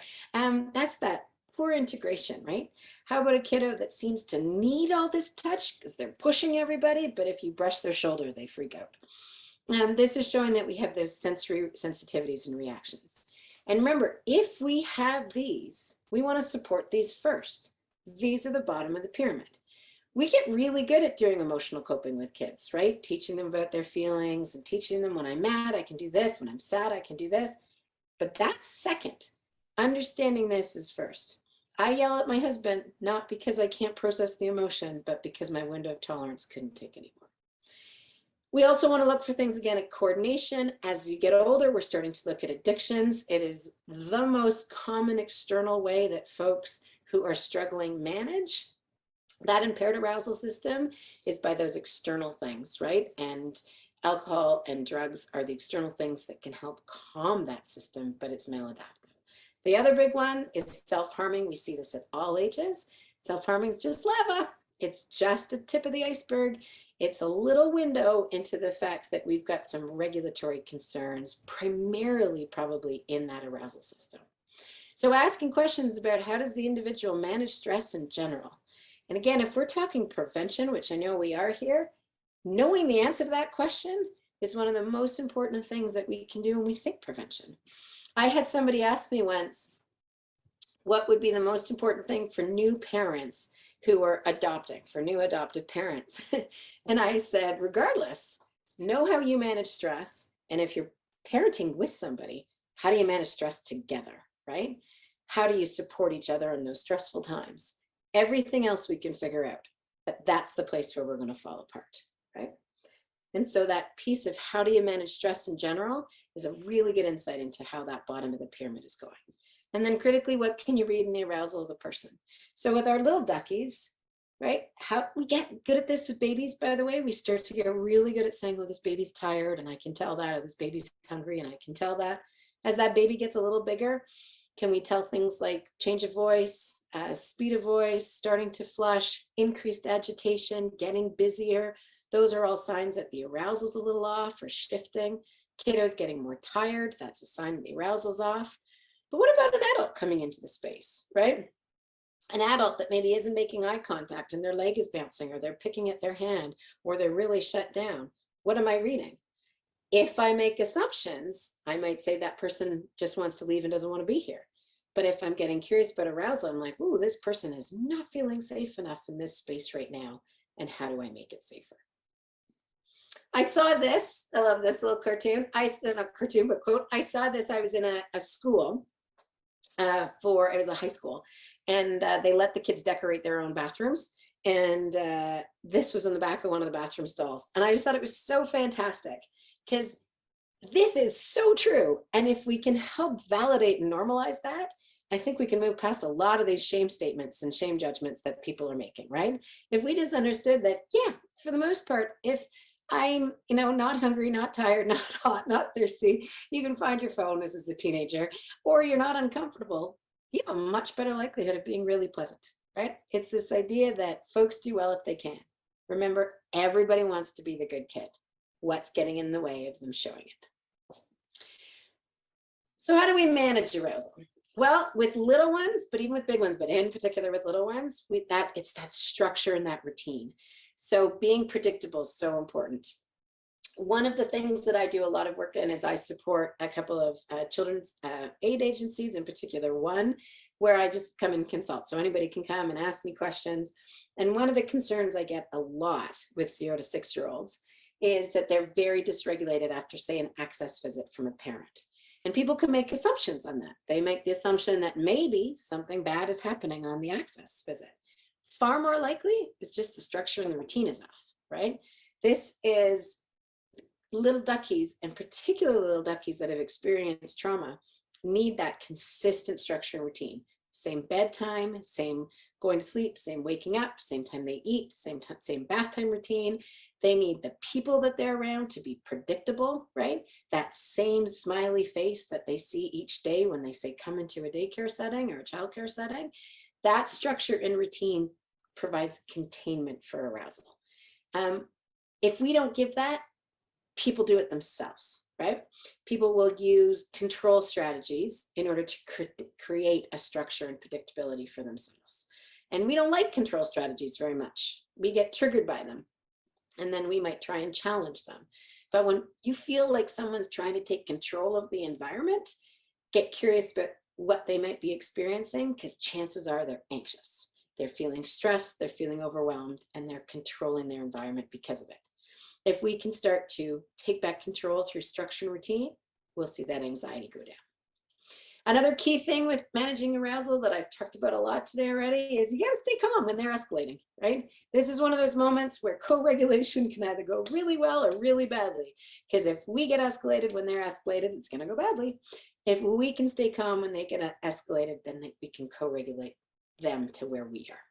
In order to support this, we're looking at safe spaces for calming, little tents that kiddos can go into, putting a dark cover over a table, having fidgets, having squishies, having all sorts of sensory supports that they can go to in order to calm and settle down, and encouraging the use of those spots. I've already mentioned, because I told the story about the childcare setting, one of the key things for managing arousal is tracking concerns and monitoring for those possible pyramid crumbling factors. And with little duckies in particular, it's just the bottom we're focusing on for the most part. Fatigue, hunger, sensory overload, frustration, because that's one of the tougher things to navigate, time of day. These are the things we're sort of getting curious about and watching for and wondering how we can support differently. With all ages, if I'm going to start teaching something, I start with grounding strategies. I'm going to come back to those. These help us calm, these help us regulate, and they're a really critical tool for folks to have. I want them to help them understand their pyramids. And every time I do, every time I help them understand their pyramids and I help to get curious about how they're regulating, I am building what we refer to as money in the bank strategies. When I'm getting curious about how to build up the pyramid from the bottom, we'll put supports on the top, I am doing prevention. I am helping prevent a next episode or difficulty, and critically trying to change the trajectory that that child may be on. So when we give the gift of understanding and we focus on that arousal regulation, money in the bank. Remember when I yelled at my husband for nachos, again, not okay. But when I did, and he said, "Bad day, Kristen," that curiosity gave me gas in the tank. I was able to watch the show and talk to him about it and talk to what was going on and enjoy the nachos with him. All of those things happened that night. But I was able to do that because of the gas in the tank that I got from that conversation and that support. When we think about sort of money in the bank strategies, and I'm going to give a whole example of this, that's what I'm thinking about in terms of what do we need to do in order to be more likely to be able to navigate successfully next time. I had a kiddo once come in after, he was 9, I think, and he came in having sort of had an altercation with another kiddo. And he also said, "I'm not going to discuss the incident." It's like, that's fine, we won't discuss the incident. But we went through his pyramid. He did let me talk about it. We did the pyramid, the pressures, the kid was making fun of him. His pyramid crumbled. He'd become aggressive. And I said, "Oh, I totally get it. I totally understand why your pyramid crumbled." And then said, "Well, what can we do next time?" And he said, "Walk away." And I said, "Yeah, that's the goal. There's the expectation. That is not a money in the bank strategy. That's the goal. The money in the bank strategy is all the things that we can do to help you walk away next time." And that's the language. That's the expectation. I want to get there. What do we need to do to get there? And so he actually came up with playing outside more, practicing the mindfulness that I was trying to teach him. He really didn't like, but we were getting by, and eating better. He came up with all of those things that support our arousal. They're money back in the bank strategies, and will make it more likely that we can respond and not react next time. So some of the strategies that we use to build that money in the bank, basic body-based grounding. I'm going to come to grounding in a second, and teaching folks about basic body feedback. Little kids, we know that 18-month to 3-year-olds, there's been some pilot projects with yoga in 18 months to 3, and it's really wonderful to see the reduction in behavioral-based concerns because they're just getting their little body-based grounding and learning about their body. And when we teach folks about their body, we help to reconnect brain and body. So basic biofeedback, like, can you take your heart rate? Do you know how to feel your heart? Can you tell when your heart rate's getting up? Can you tell when your muscles are getting tight? How do we relax those muscles when they get tight? That's basic body biofeedback. We want to use lots of sensory stuff because sensory stuff gets impaired in FASD and it gets impaired in trauma. And so headphones, quiet spaces, fidgets, weighted blankets. I remember I had a firefighter that I was working with, a retired firefighter. I know he's not a 0 to 6-year-old, but just stage, not age, right? But he had some fairly significant trauma. And I was doing something called neurofeedback. It's where I put little electrodes on people's heads and they do biofeedback through an EEG machine. And he felt I was crushing him when I put the electrode on his head. That's how much his sensory system had been impaired by the trauma he experienced. He couldn't handle the pressure. And I mean, it's the size of my pinky nail. And in order to address it, because that's an arousal-based concern, we treated it with an arousal-based strategy. He actually wore a weighted blanket and played with fidgets when he was doing the neurofeedback. That allowed him to tolerate the pressure. He was terribly embarrassed about it. He kept saying, what if all the guys saw me? And I'm like, none of the guys do. That's your big brain saying things that are not helpful. Managing arousal is making you able to do the thing that you want to do. So that's an example of how we use that sensory stuff. Lots of heavy work. Remember that proprioceptive system? How do we pick up the baby and give it a squeeze? We can do it through heavy work, deep pressure. The squish is something I do where I pile mats on top of kids and I literally sit on them. Anything that sort of gets the body feeling pressure can help us, regardless of age. I've got teenagers that we know they pace when they're agitated and their arousal's up, and parents that put up exercise bars in that pacing so the person does a chin up as they're pacing, right? Just begin to work that system. We know yoga and mindfulness are highly effective in building the arousal system of the brain. So is dance. Lots of rhythm-based activities can build arousal. So when we're singing, we're dancing, we're drumming. We can teach deep breathing. And it's a really good strategy. It's an emotional regulation strategy. It's not going to get us right there for grounding. I'll come back to that. But it's a really good thing. We can teach it really young with duckies. And then sometimes we bring in therapies designed to build that brain-body connection and retrain the brain. There's so many money in the brain strategies that we can do, regardless of age. But grounding is my favorite tool that I'm giving them, an actual practical tool. Remember, understanding and curiosity are the most important tools. Grounding for myself and for them.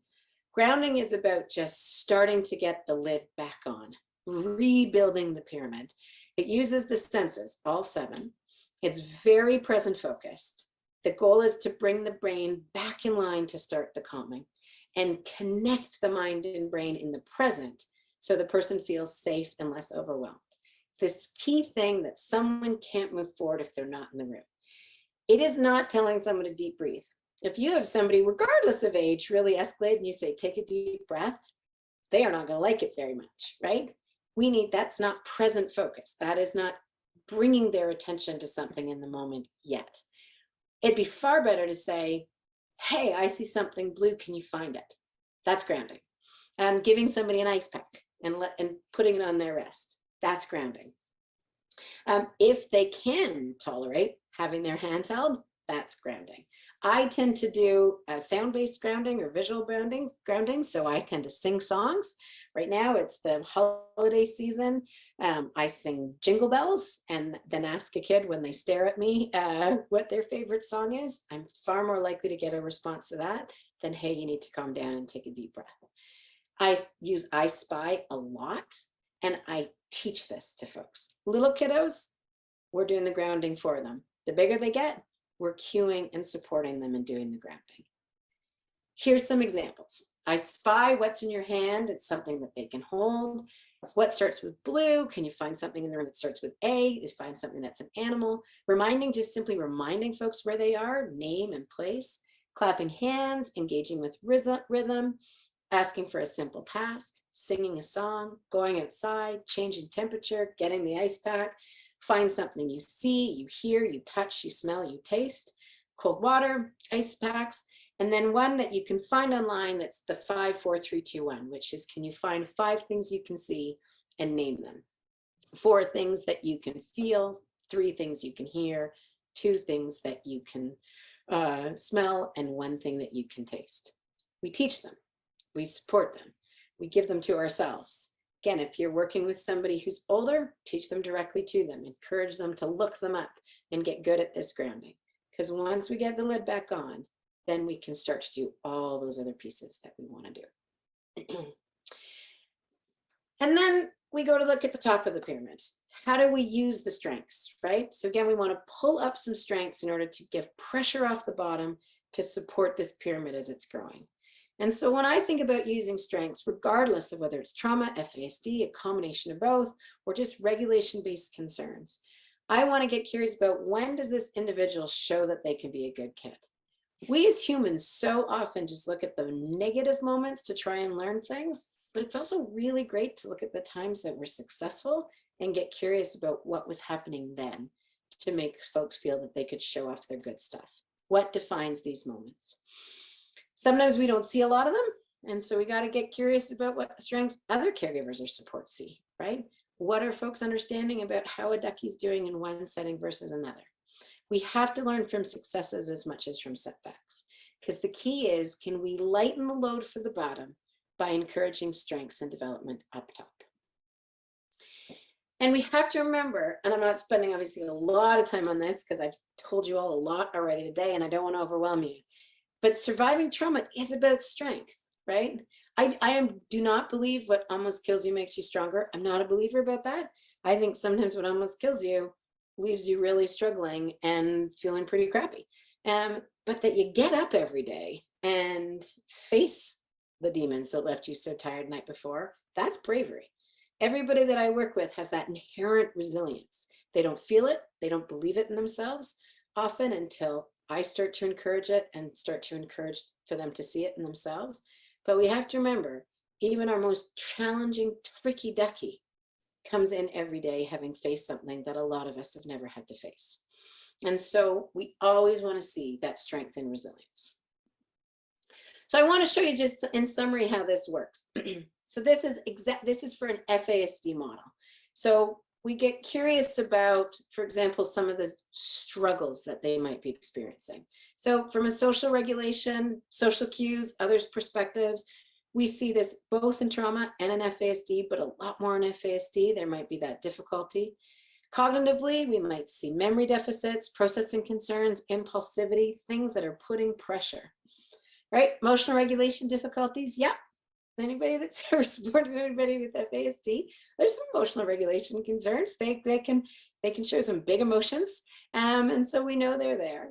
And then we also know that some of the difficulties are things that they share with folks with trauma, which is filtering sensory stimuli, sleep deficits, shifting states from tired to awake, from inside to outside, and they have that impaired stress response system. That's what that HPA is. Interestingly, in FASD population, just in FASD, the more there are arousal-based concerns, the more likely they're going to be diagnosed with something in addition to FASD, anxiety, depression, things that move us away potentially from understanding that it's trauma, but we see that direct relationship between overall sort of wellness and how well that arousal system is doing. So then we say, okay, what does it mean to lighten the load? Well, we know, again, with FASD, that if we look at sort of skills training from a social regulation perspective, so skills training in terms of approaching folks, understanding how they might be perceiving what you're saying, those directly lead to improvements in arousal for kids with FASD and lighten the load for the bottom. Learning supports for kiddos, for trauma and for FASD start to take that pressure off as well. Helping kids do self-reg programs that are everywhere right now are really great because it's helping kiddos manage that emotion and that arousal and builds up the bottom. And then when we bring in those sensory supports, we're really addressing that 0 to 3 difficulties that are so common in both populations. That's the way this works.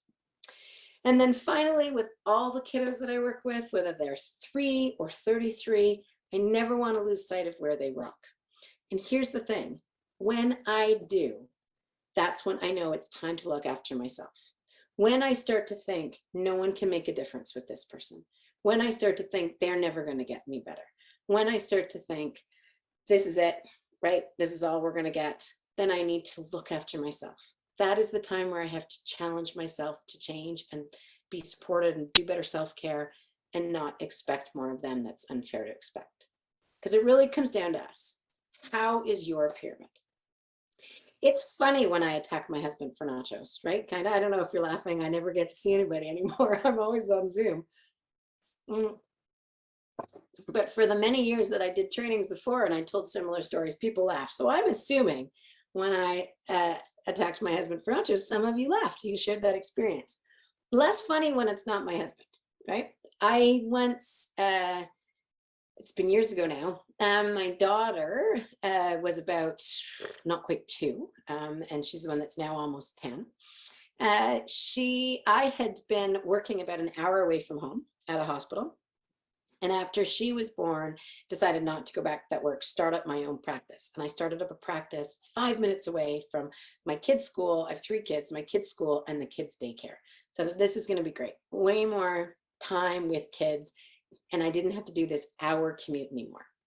What I hadn't recognized is how much that commute was supporting my pyramid. I had no idea until it was gone how much it was helping me.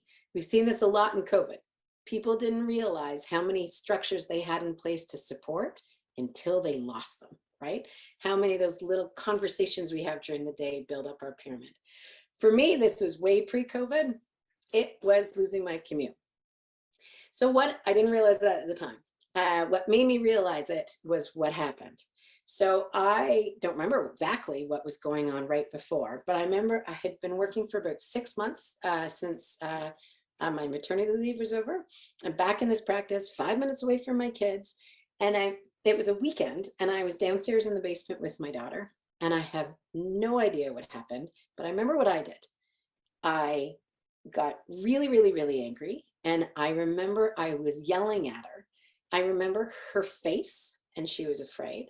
And here's the most important thing. I remember I didn't feel like I could stop it. That's what it feels like, right? For whatever reason, my lid had flipped and I didn't feel like I could stop it. Husband came down, saw what was sort of going on, grabbed my kid, told me to get out. I went to the van. I know where to go. I'm a fighter, right? So I was just like, bleh. So I'm just sitting in the van and I started to cry. And here's the thing. From that moment, a couple of things could have happened. I could have carried the shame of it. To be honest, if I think long and hard about it, it's a really easy feeling to come up, right? I'm never going to forget what her face looked like. But that wasn't going to help me. Carrying that shame just weighs down my pyramid. I could pretend to never happened and ignore it. But that also, it's not going to work because it's that piece of it saying, if I ignore this, I can't learn from it. And so it's putting those two things, the desire to ignore it and pushing away the shame of it, to take a step back and say, get curious, what the heck happened? And that's when I went, oh my gosh, my self-care, I'm not commuting anymore. And I hadn't realized that that commute, I was processing all my stuff. I was thinking about the folks that I'd seen that day. I was letting go of other people's stuff that I might've been carrying. And that by the time I was sort of 15, 20 minutes from home, I was like singing show tunes on the radio, right? So I was ready and present and able to be my best self in front of my kiddos. I didn't do that to my daughter because I'm a bad parent. I did it because my pyramid got neglected. So how's yours? Trauma impacts us. Now you're going to get these slides because I really want to send them to you. But look at us. When kids start to struggle, so do we. Difficulty sleeping, irritability, more reactive, quicker to anger and frustration, right? Hypervigilance, fear and dread of relationships with some of our kiddos, certainly with some of our kiddos' caregivers. Way quicker to judgment, right? Way quicker to judgment that I had to be that kid that did something. And down below, this one kind of breaks my heart a little bit. As kids shut down, or even really big kids who might be parents shut down, and we carry that octopus, we start to lose interest. We start to feel detached. Just got to do what I got to do. And there we go. We're no longer hopeful. We don't have the energy. We don't want to play anymore. And play is one of the best ways that we can hang out with somebody. But when we lose that ability to do it, it's because of what's happening to our window. So look after yourself. Check in on a regular basis. How's your body feeling today, right? That's the sign of how that window's going. Are you more irritable? Are you more short-tempered?